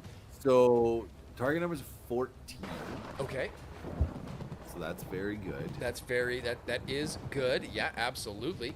I'll say this thing. If you want to like get like a clear shot with all of the like pillars and shit, if you want to get a clear shot and not, I believe hit, it's called Deathlade. Sure. Yeah, yeah. If you want to get a clear shot on him and not like hit any of the like civilians, or not even hit any of the civilians, but like make sure he doesn't have cover and like not have any incidental fire, you'd have to like move a little bit, I would say, into the room with your minor action. Sure. Yeah, I will do that. All right, well then let's take some shots here. All right, here we go. 14. Come on, baby. Oh, easy. Yeah. That's gonna do The it. Now, BAR starts hammering. yeah, what kind of damage does this thing do? I don't rightly know. Actually, let's see. I think it's 5. Yeah, 5. Okay. 5 Sounds damage. right. Hey, here we go. Come on, baby. That is. Oh, here I can select 5. That's great. Yeah, you I have can. 1. That's great. Ooh, that's pretty spicy. That's good. 4 damage. Let me check what the armor on this thing's got. Okay, yeah, not bad. You pump a couple of damage through. It reduces some of it. I'm not gonna tell you how much, but it reduces some of it. It has taken a hit. It goes back to the Nazis, and it now goes to Jans Stola. This isn't going to be good, guys. Probably. This is not going to be good, guys. Yeah, I say in character. probably not great. Stoller like does some weird fucking evil eye shit on top of the book, the altar. Here, sorry, I should have said there's a book on the altar. Sorry, and he's doing the weird shit over the book. And it starts to glow, and he is going to make a will plus persuasion test, difficulty 2. Oh my god. With a target. He's gonna summon some shit. He's gonna summon some shit. Trying to summon some shit. Invocation. He's gonna summon some shit. Yeah, well, how does he do that? Let's see how he does that. Poorly? We're gonna I'm go with hoping. I guess it's like an occult test or whatever. So he's got. Oh, I should see what his target number is first. It's almost like I don't know how to play this stupid game. Jan Stoller, where's his freaking stats? Here we go. So yeah, I guess it's gonna be his insight. It should be insight plus persuasion is summoning. Right. Yeah, that was the As a will summoner. persuasion. There you go. Okay, so it's a 10 actually. So that's not the worst thing in the world. But it's also not great. But I'm just gonna go ahead and spend a threat for an extra dice there. Oh, I spent one too many. Uh-oh. I'm not gonna got throw so 4 dice at you. It's a so difficulty spicy. 2 test. He fails across the board. Oh, Not too shabby. Okay. You should have learned. Oh, nope, that was Yuri. You should have learned your runes. There you go. Should've learned. I hear him Should've learned mispronounce runes. something, and I say, you should have learned your ancient Nordic. Haha. And it now swings over to the last ally on our side. Justin. Yes. What do? You've So- got this altar. You've got Jan doing his magic. There is something here, there where you can basically counterspell is essentially what it is, and you can try to reverse. He's trying to succeed and summon this thing, right? I'll pull the veil back a little bit. There's 3 stages to this ritual that he's trying to, and I'll say in character, you might recognize some of this, what's happening here. That it's a. Oh, I know exactly what's happening. It's a 3-stage. Patch knows exactly what's It's a happening. 3-stage ritual, and you know that he's reaching into the depths and trying to contact the eldritch god of Nyarthrolotep, or however you pronounce that shit. Not Narayalathrotep or some shit. It's an ancient you know Egyptian what? elder god. I don't fucking know. That So you can try to undo successes on this track currently. He doesn't have any at the moment, so that would be a silly thing to do in this exact situation. But just so you know, if they get successes, you can try to undo his magic. Hatch's eyes start to glow a deep aquamarine, Ooh, I like this. And I say, I call on union and munin, thought and memory, The fuck is this? ravens of the old god, glad of war, old one eye, Wotan, all father, You know him as Odin. When you say the word, it's like the fucking like legit like dust, zoom, like comes like out of the walls of these ancient Egyptian bricks. Like you say the word and like the room feels it. And what the hell did you just do? I just cast my super duper big spell. Okay. Called Ravens of Odin. I love that for you. Hunin and Munin. And when I say that, I say, Help save us, our thought and memory of this world. it buffs my dudes. My dudes are now super fucking soldiers. What? Yeah. So what's the mechanics of this spell here? What just happened? That's a great question. I need my game master to draw it up for me. I told you to write your goddamn spells I down, you did son of a bitch. write it down. I said. I should also remind at this point, if anyone has any stress on their track, reduce it by 1 because at the beginning of the scene. So if anyone has any injuries or any stresses, -1. I got some stress. There you go. Raj took some spoopy stress. I didn't. Rush took some super Yeah, what is it? It's like a protective ward, isn't it? It's super boost them. It gives basically everything, I think, a +3, like all of their rolls. Just across the board. Because you didn't write it down, we're just gonna say that that's what it. I remember it had 2 stages though. One was a protection, and then if you juice it and take more damage, I think you give it to combat damage as well. Do you want to take the heat? Oh, we're taking the heat. We're yourself- going full fucking nuclear. Give yourself 4 points of spoopy damage because you. Oh, it juiced came the spell. screaming into my head. Yeah. Okay. So, for the duration of this spell, I guess, or the battle, essentially, you all do an extra 3 points of damage dice, and also have because Justin says it's +3, it's a +3 to all your rolls. Sure. This fucking guy. When I said write down your spells, I didn't mean the I name did write of it the down. spell. I wrote down the name of the spell. It was Ravens of Odin. Justin I physically wrote posted it to the chat. Yeah. I posted it to the chat. There you go. Okay. Great. Okay. What do we got? You figure Ravens that of out Odin. while I'm gonna make some Weaving Nazis. the symbol of the rune Anzus, the spellcaster invokes the powers of the All-Father, which I have just invoked like 9 of his names. Yep, got it. Odin. What does it do? Hang God, yada. Duration, the number of rounds equal to the spellcaster's power. It's a lot. Okay. Ward spell. The spell remains in effect, blah, blah, for 2 momentum. All affected characters inflict +2 stress on all melee attacks. Okay. So my 2 boys are now fucking supercharged. I love that. Okay, that's very good. I like One it. or more affected allies may be given an additional fortune point, which is lost at the end of the spell. Rohan Sig, Okay, very nice. you are called forward.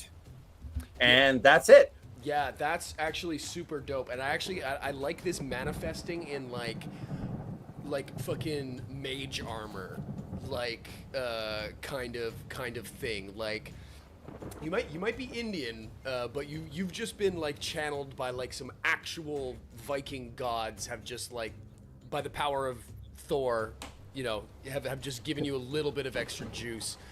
So yeah, there's like a physical glowing like armor plates that are like hovering like Mass Effect style like over your body of runes at the moment. There, Mr. Singh on top of your. I hate to remind you of this. What? But there's a price to pay. Oh yeah, no, you already took 4. You take 4 stress. Oh. Yeah. Oh yeah. And I'm al- super hurt. Yeah, and also spend And it will be paid. And also spend 2 momentum as well. Okay. Yeah. Cool. Okay. There you go. So now it is time for, unfortunately, some Nazis to do their thing. And I'm just gonna batch roll them just because it makes the most sense. So I'm just gonna roll 2. There's 2 Nazis, and I'll add some threat because I got so many. Yeah. Okay, fantastic. So we've got absolutely 1 success on that. Okay. As you take a, this is on. Sorry, I should have said it was on Dieter again. 3 points of damage, Dieter. Armor 2. Armor 2. You take 1 point of stress, sir. Ow. That was a lot of shots, and I spent four. It's almost like the hanged god is on our team. Almost. Yes, Almost. it now cycles over to, unfortunately, the servitor of Nyartholotep, or however you say whatever this god-awful creature. Nyarlathotep. Yes. I think it makes the most sense for it to, unfortunately, I mean, you kind of put yourself right in the middle there. Oh, I did. I knew what I was doing. Yeah, he knew what he was Yeah. doing. So it's gonna come Baby at you. boy. I don't know what this thing Baby does. boy. Lashing Oh my god, this tentacle. god sucks like crazy. Did you look it up? Flashing tentacles. You gotta kill this guy, like now. Yeah. It's Hey, its what do you target think we're trying to do? Yeah. Where have you been the last 5 Gotta- minutes, you pal? gotta kill him, man. It hits on a 14 as it rushes towards you, Dieter, and it hits. It hits. I'm spending threat, boys. I'm spending threat. Yeah, like that's it's fine. going out of Spend it. Style. I don't care. Uh, He's not immune to wrench, so I really don't He's care. not immune to wrench. He's not. This is a Whatever. A force damage attack. He completely whiffs. He comes through and like he Wait a minute. goes to grab you. Like it makes this noise as its sideways mouth opens and comes and tries to like lash at you, but you deftly swing out of the way and put up the fucking whatever your name of your wrench is. Does your wrench have a name? My wrench, Gertie. Gertie. You put up Gertie and fucking parry this thing's massive slashing claws ching, off Gertie's polished steel. As it now comes back to the allies. Boys, there is a fucking altar of death upon you. What do you do? Who wants to go first? May I wrench his head again? Yeah, you want to go after Stoller? Stoller, I'm going to spend Hardly a fortune up front. Ah, Yo. I'm going to Dude, spend a fortune up front. You're supercharged. yeah. Yeah, I'm supercharged, so I'm spending a fortune so that it auto crits Okay. my melee hit here. Yep, you and got it's a um, +2, baby. So I'm only going to roll one because the other one is Makes automatically sense. hitting. Which 4 is also a hit, Also so hits. That's some extra momentum. actually fighting is not actually one of my tag skills anyway, so I'm hitting. Okay. Yeah. You hit. So anyway, What's so the that's damage? And you get 5 plus 2. plus. Oh, and that's from the spell, right? So 7. Well, so you're right, 7. You My normal crank 'em. 5 plus 2, 7. Oh, 6. 6 head wonking That'll damage. Dude, that's Your pretty wrench good. flashes, and when you make connection out of nowhere, a raven comes in and just fucking smashes through this guy That, like a Love it. ghost Love raven. ooh, that really hurts. So you, how much did you fucking just do? 7. 6? Oh, Six. okay. So yeah, that 6 thing hits. damage, yeah. He deflects. Fuck it. I'll peel the veil back. Oh, 5 of those go through. He does not look good after taking that hit. One could say he's nearly bloodied. Actually, yeah, he is bloodied. In fact. Cool. Yeah. Cool. So he's not doing great. Anything else you want to do with your minor action there, Deeds? Minor action. Minor You know what? I don't think I'm gonna. Okay. I don't think I'm gonna. Actions speak louder than books. Yep. Okay. I like it. Yeah, Thumbs, okay. thumbs and ammo over here. Yep. Yeah. Yep. Okay. Yeah, that's it for me. Okay, well then it's gonna go back to Stoller because I mean he's gonna do the thing that he's doing. I'm gonna spend my last point of momentum here to try to pop this off. He gets it. Oh, what was it on 10? I think I said last time. Holy shit! He crit fails. Oh, buddy. Whoa. He crit. There's He gooped. there's something He for done this. He sent it gooped. In here, it's He's not such a not goof. good. He has to make a test of his courage. He was because trying to raise things and he failed. He It rebounded. Yeah, it rebounded. It's not great. Okay, he takes. He's actually okay. He reaches too deep, and while he's like doing his runes, like whatever you said got to him about not knowing his runes there. Yes, but I Patch. get to have a counter spell, correct? You can do a counter. Yes, let me just quick look that up. May I amplify his failure? I Oh, fucking brutal. love that. I love that for us. I love that I for love that us. for us. Yes. Yes, I do. Use this counter spell. Where is it? I've got it here. There we go. Any character with a spellcaster trait may also attempt a counter spell seeking to make the Stolar's task more difficult. This is a major action as the character mutters invocations and does all kinds of stuff, and you roll power equal to the thing. I absolutely love that because of the crit. Give me a resource. How do you want to spend this? Do you want to do it on a fortune, or do you want to spend a big old pot of momentum? I'll spend a fortune. Okay. I'm listening to his words, Yep. and I already know that his grammar is not appropriate. He's fucking up in his grammar, and he makes a mistake. And in Icelandic, I say balloon. When And he 99 red balloons appear. no, it means failure in Icelandic. Ooh. Balloon. Oh, yeah, I love it. Yeah, when you do that, yeah, sure. Let's go ahead. What is your what's your like what because you have a combat spell, right? I do. What's the it's damage of it? +2. Okay. 2 damage. Plus 2 Plus it's No. 2 mental plus 4 spoopy, so 6. So you fucking dish out 6 on your mental attack. Okay, here's what I'll give you. Because you spent the fortune point, it'll happen. But you're gonna take up your turn of this round. Absolutely. Okay. Then what I'll rather than do some other weird mechanic, roll your spoop damage dice. So 6 damage dice. 6 damage dice. Yep, we can do that. If there's one thing he's good at, it's I love your spoopy dice. Oh, damn. Oh, Balloon.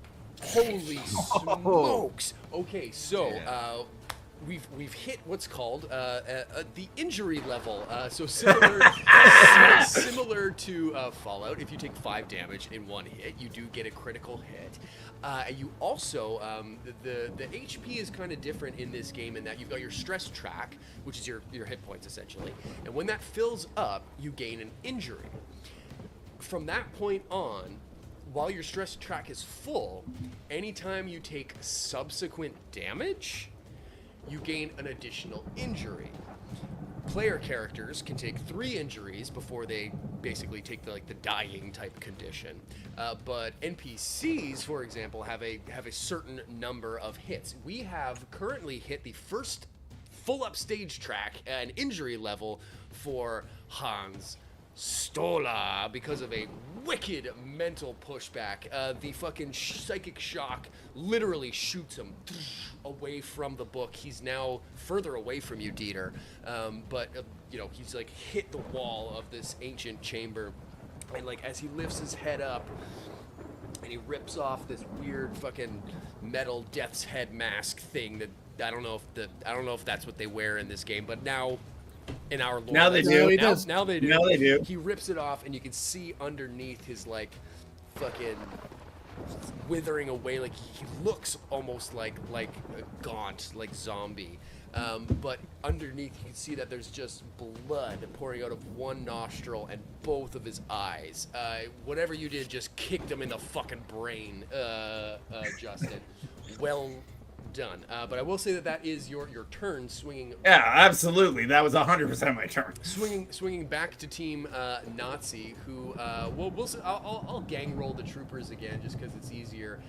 They turn their sights of their MP40 submachine guns onto the big old BAR carrying Rohan Singh.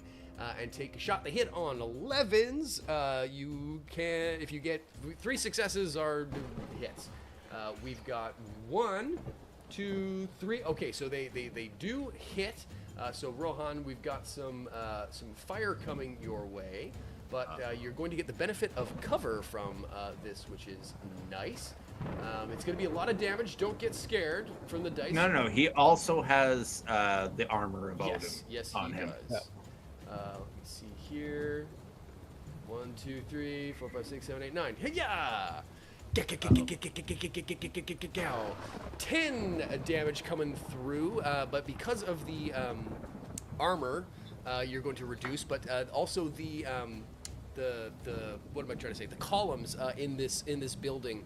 In this room, provide 2 points of cover from gunfire as well. So 2 of those are going to get reduced. So it's actually just 8 damage. How much armor do you have, sir? I have 5 armor. And then how much do I get from Odin?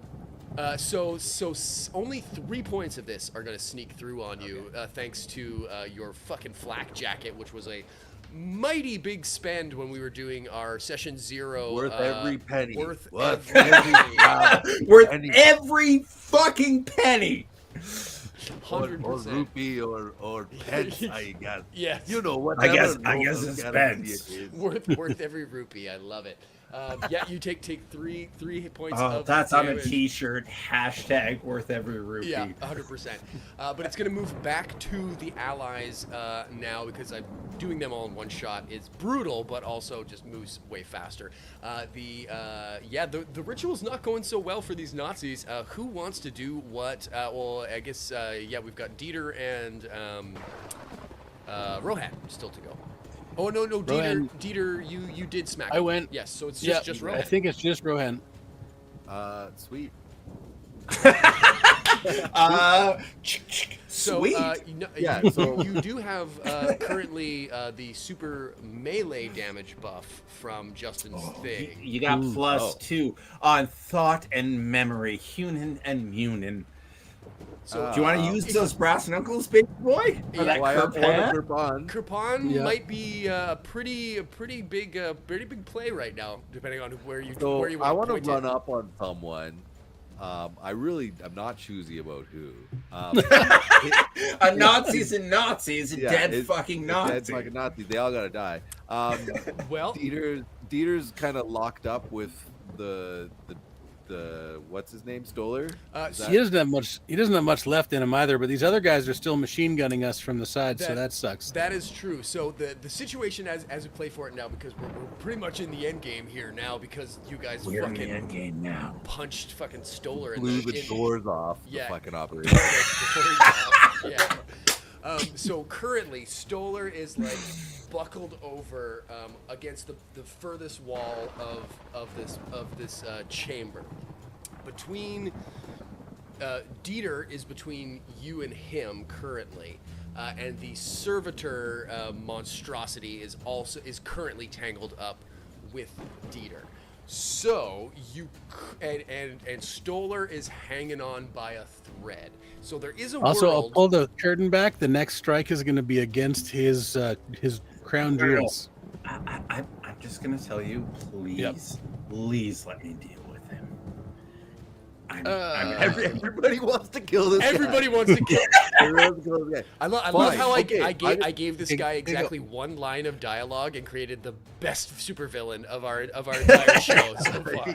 Everyone hates this guy. Everyone Okay, hates this I'm gonna run up on that little demon thing, and I'm gonna take a swing at it with my Kirpan. Absolutely. What is your target for your melee action there?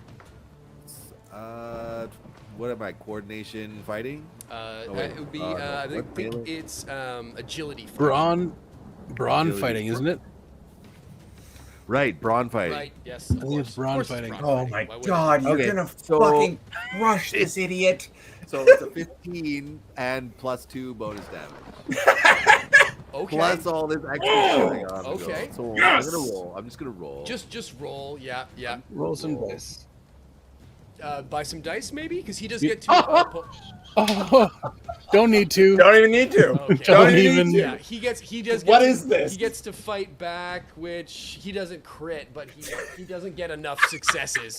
Oh my so God. Why don't you roll? Oh. Me? So how much does the Kirpan do standard?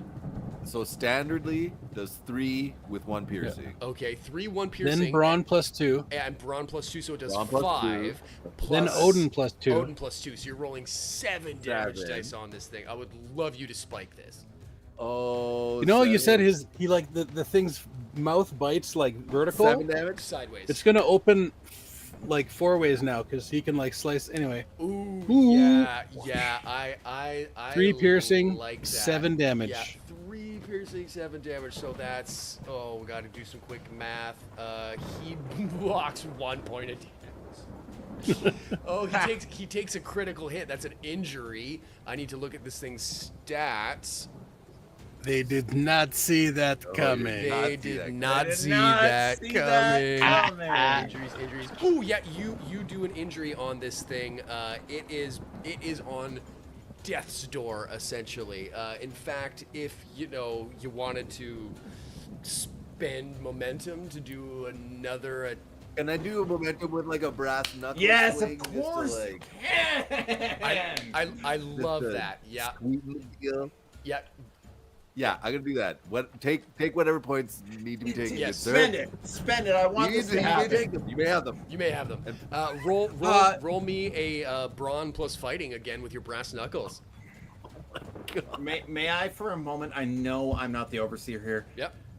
Rohan, say some cold ass shit. We're getting there, will you? Let the man make the roll. Yeah, The one-liner comes after the kill, you know this.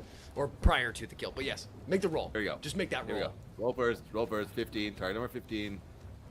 Success. Yeah. You got the hit. You One. got the Yeah. hit. Okay. I'll give it to you. Yeah. Okay. Give me So I've got the yeah. 2 damage, stun damage. Plus 2 for Brawn. Plus 2 for Brawn. Plus 2 for from Odin. So Correct. 6. Yes. 6. Yeah. That sounds like. Oh, wait, I need to see if he does get to parry with you. Okay. This does added a little bit of a thing to the mix. If you want to spend a fortune point to re-roll that 18, he's actually parried you with the combat. Oh, yeah, So you need to get one more. I do. I super do though. You're gonna. Do I? Yeah, I do. Yeah. I mean, it's if you get it, yeah, it's a crit. Yep. You got him. you got him. Roll those damage dice. Roll those damage dice. Well, I'm gonna Fucking roll Rohan, sing! I'm got gonna a roll those hammer on it. dice now if it's all the same to everyone. Oh. 4 damage. 4 damage. 3 Loving it. stun Yeah, of that. It all Bonk. goes through. So with the injury, so that he has an injury track of 2.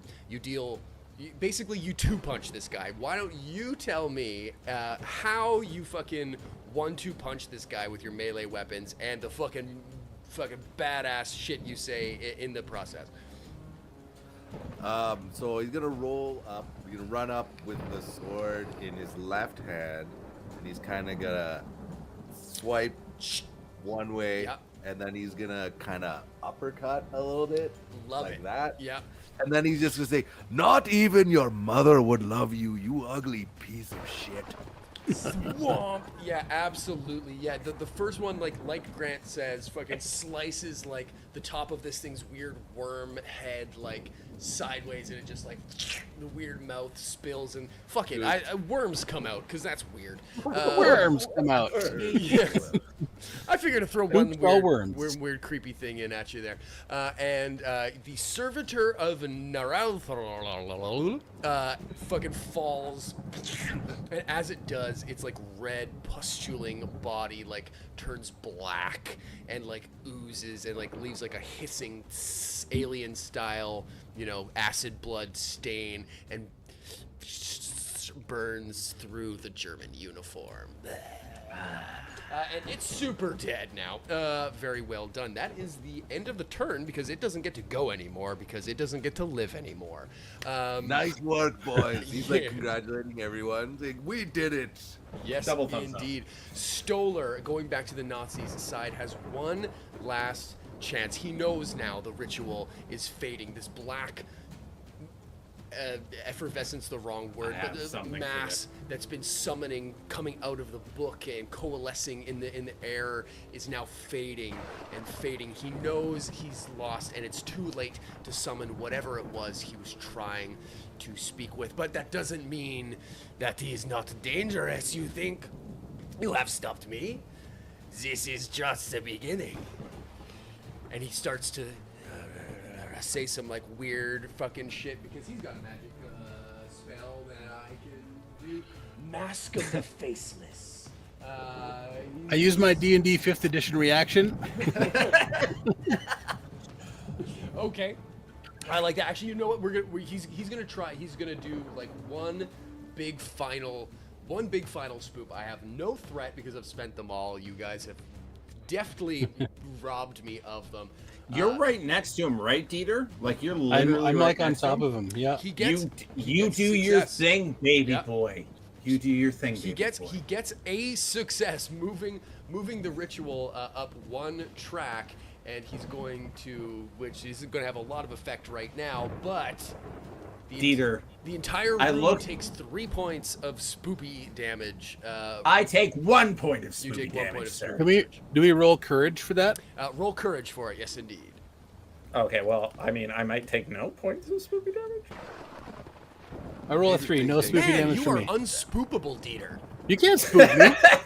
You can't spook this. me. You can't spoop I'm this. not spoopable. I'm just rolling 1 dice because I have 2 spoop armor.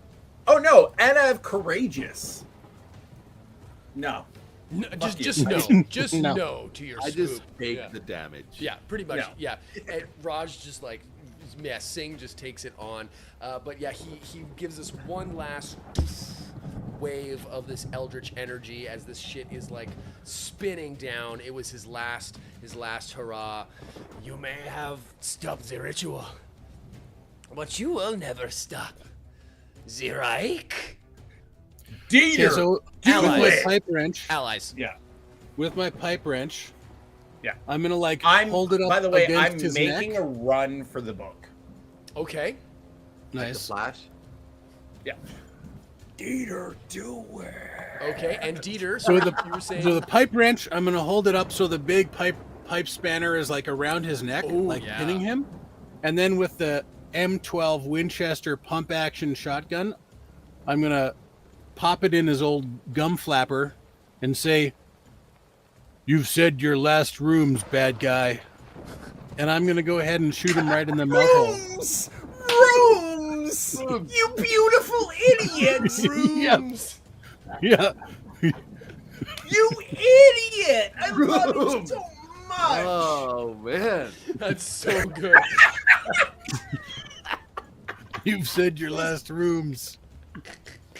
Oh, that's man. so good. I love that. Yeah, you take sorry, what did you say the wretch's name was? Beatrice? Gertie. Gertie, I'm Gertie. sorry, Gertie. Yeah. You take Gertie and yeah, like you pin him. It goes into the sandstone, like its teeth, and like pins him in there, and he's like trying to fight against it to pull it out, but like it's nothing doing. You've buried this thing in, and you say what you said, and Jan Stoller screams, "No, no, no!" And it's red mist for the black sun. I know his true name, correct? Jan Stoller. Jan Stoller, yeah. I grab the book, I read the runes, and I say, his name is Jan Stoller, and then I start to speak ancient Egyptian. What? And hold it out. Sure, what the fuck? This is great. Yeah, as you say that, sure, I love this. He was trying to summon bad guys onto our realm? Yeah, here's And what I know happens. his true name? Yeah, as he's like his lifeless body, like now headless body, basically. As you do this, what could be, depending on your pantheon, mistaken or perhaps interpreted as a soul. None of you really know what you saw this night as we sort of hit our interesting winding through towards the preamble. As whatever you're doing, you're not communicating with the. You communicated with whatever he's communicating with for just a second, and you tell it his name, and that's enough for it basically. For a hot second, you act as a conduit to whatever essence he had is absorbed through you into the book to do with whatever the eldritch god Nyarlathotep would have willed to do. Yeah, Yes. that's all I indeed. wanted to do. He has been hoisted on his own petard, one Yes, could yeah. say. The rest of the encounter is a bizarre fight. Seeing this madness happen, the three Black Sun troopers who are in the room make a beeline out of the door at the back of the chamber. Seeing not much reason for yourselves to stick around, you also head your way out through these, again, system of ancient, ruins from another time as you slowly make your way through the chateau in these under. Letting the people off the pillars as we go, of course. Oh yeah, Oh, sorry. yeah, they're super out. They're super out. Sorry. I just assumed. I should never assume as. We're the main as, characters. as- See you later. Yeah, absolutely.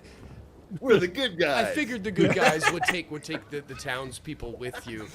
Indeed, as you make your way through the catacombs, out through, and you see the architecture start to change slowly as you get into more familiar sort of aesthetic.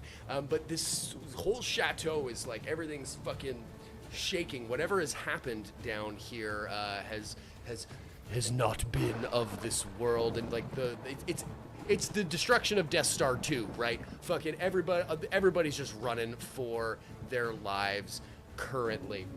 You three with the six townsfolk make your way sort of skulking and dodging. There's not too much interest in your party, as it were, but you make your way through to the gates of the village.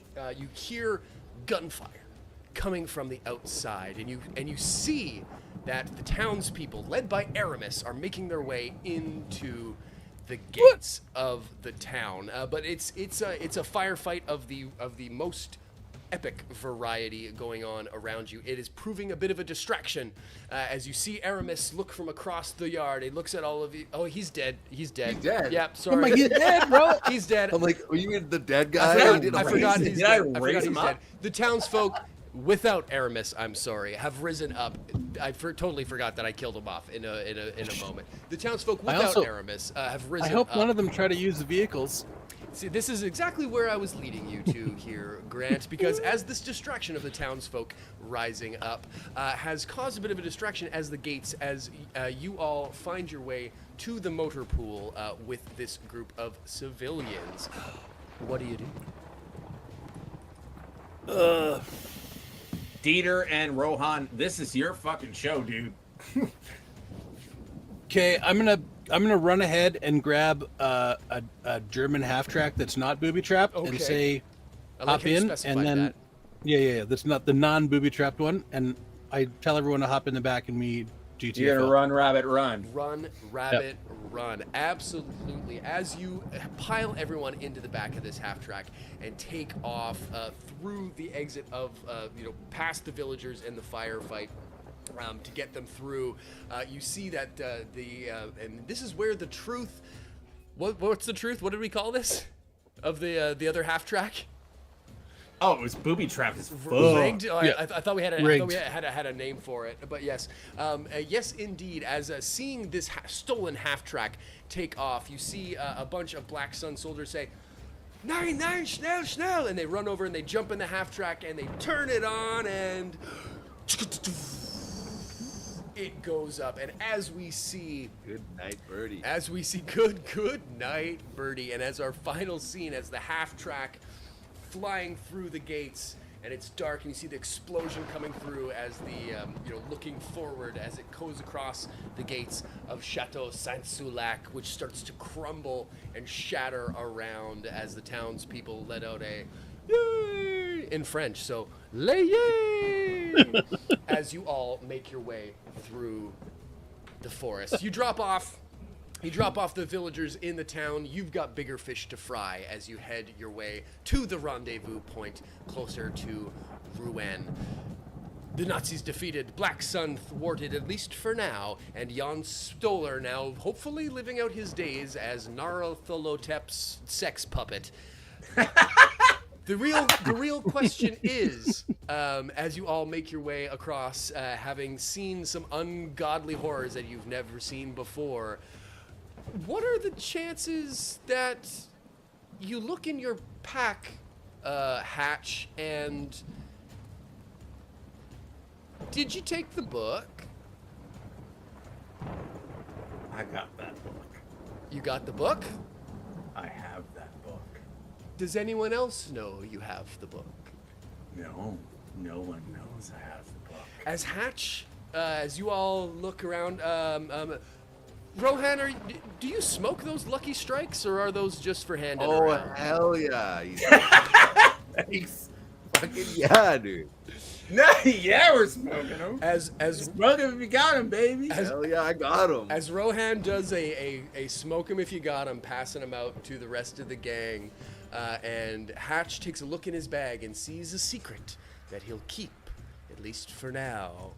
And Dieter, yeah, love that. As I'm driving the half track, Yes. I yell back to all the occupants. Well, when life gives you lemons, you say no thanks. And that has been a quick trip to France. Thank you all so much for tuning in. Hey, that was so much fun. I know it was a long one, but that was a really fun time, and wanted to get Wow, through that was and have fun. a ton of fun. You Thank both you fell all. out of a plane. Yeah. Right at the beginning. Thank you all so much for tuning in. That was a ton of fun. I absolutely love that. It was really fun to play in a familiar system that was totally different at the same time. And I love these characters. This is super fun. Let's get into the business and do the draw. So Yeah, let's give away some We're gonna shit. give it away right now. We're gonna do the spin. Give it Let's away, see. give it away, give it away. We've Drum got. roll. Give me the drum roll.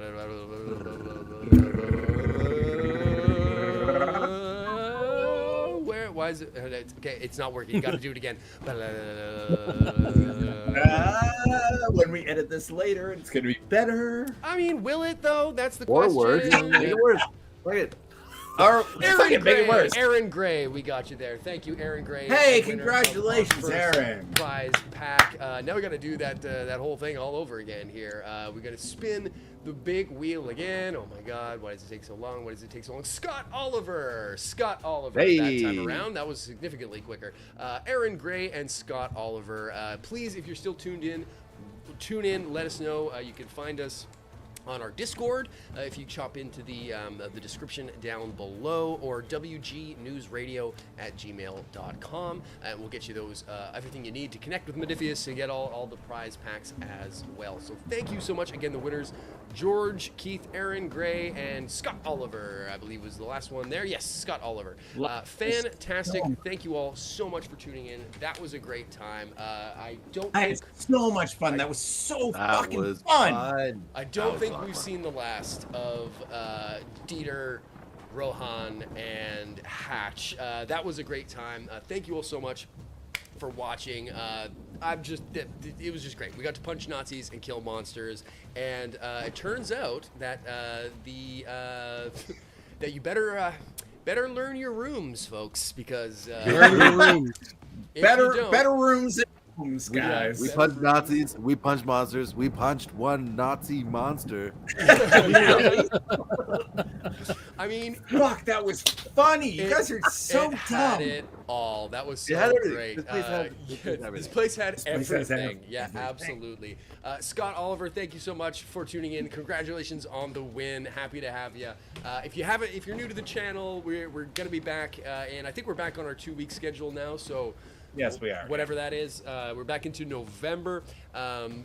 We are coming to the very end. Like, this is kind of the denouement of, well, we haven't hit the climax yet, but we're coming to the end. coming of I our did. in To our second season. Yes, in the Fallout Season 2. So yes, please, if you haven't subscribed, check that out. We've got season Catch up. 98% of 1, of 2, ready for you to watch right now. Somebody did the math in our Discord. People were talking about different Fallout streams, and we're I think we were close to like 150 hours or something. I don't know. It's a That's lot. insane. Between That's the insane. between the 2 seasons, it's there's a butt ton of content on there, and it's free. If you would like to And it's all help free. us make more free content, then you can pay us to make free content through our Patreon and all those fun things. Click the join button down on YouTube. But it's 11 o'clock here. We've just been punching Nazis all night. I'm having a great time, so we're gonna won't keep you guys any longer, and we'll let you get back to it. But thank you all for tuning in. Thank you so Stay much. spoopy, and until next time. Bye-bye. Next Halloween. Oh, we're gonna be back before Halloween, baby. We got Nazis to punch.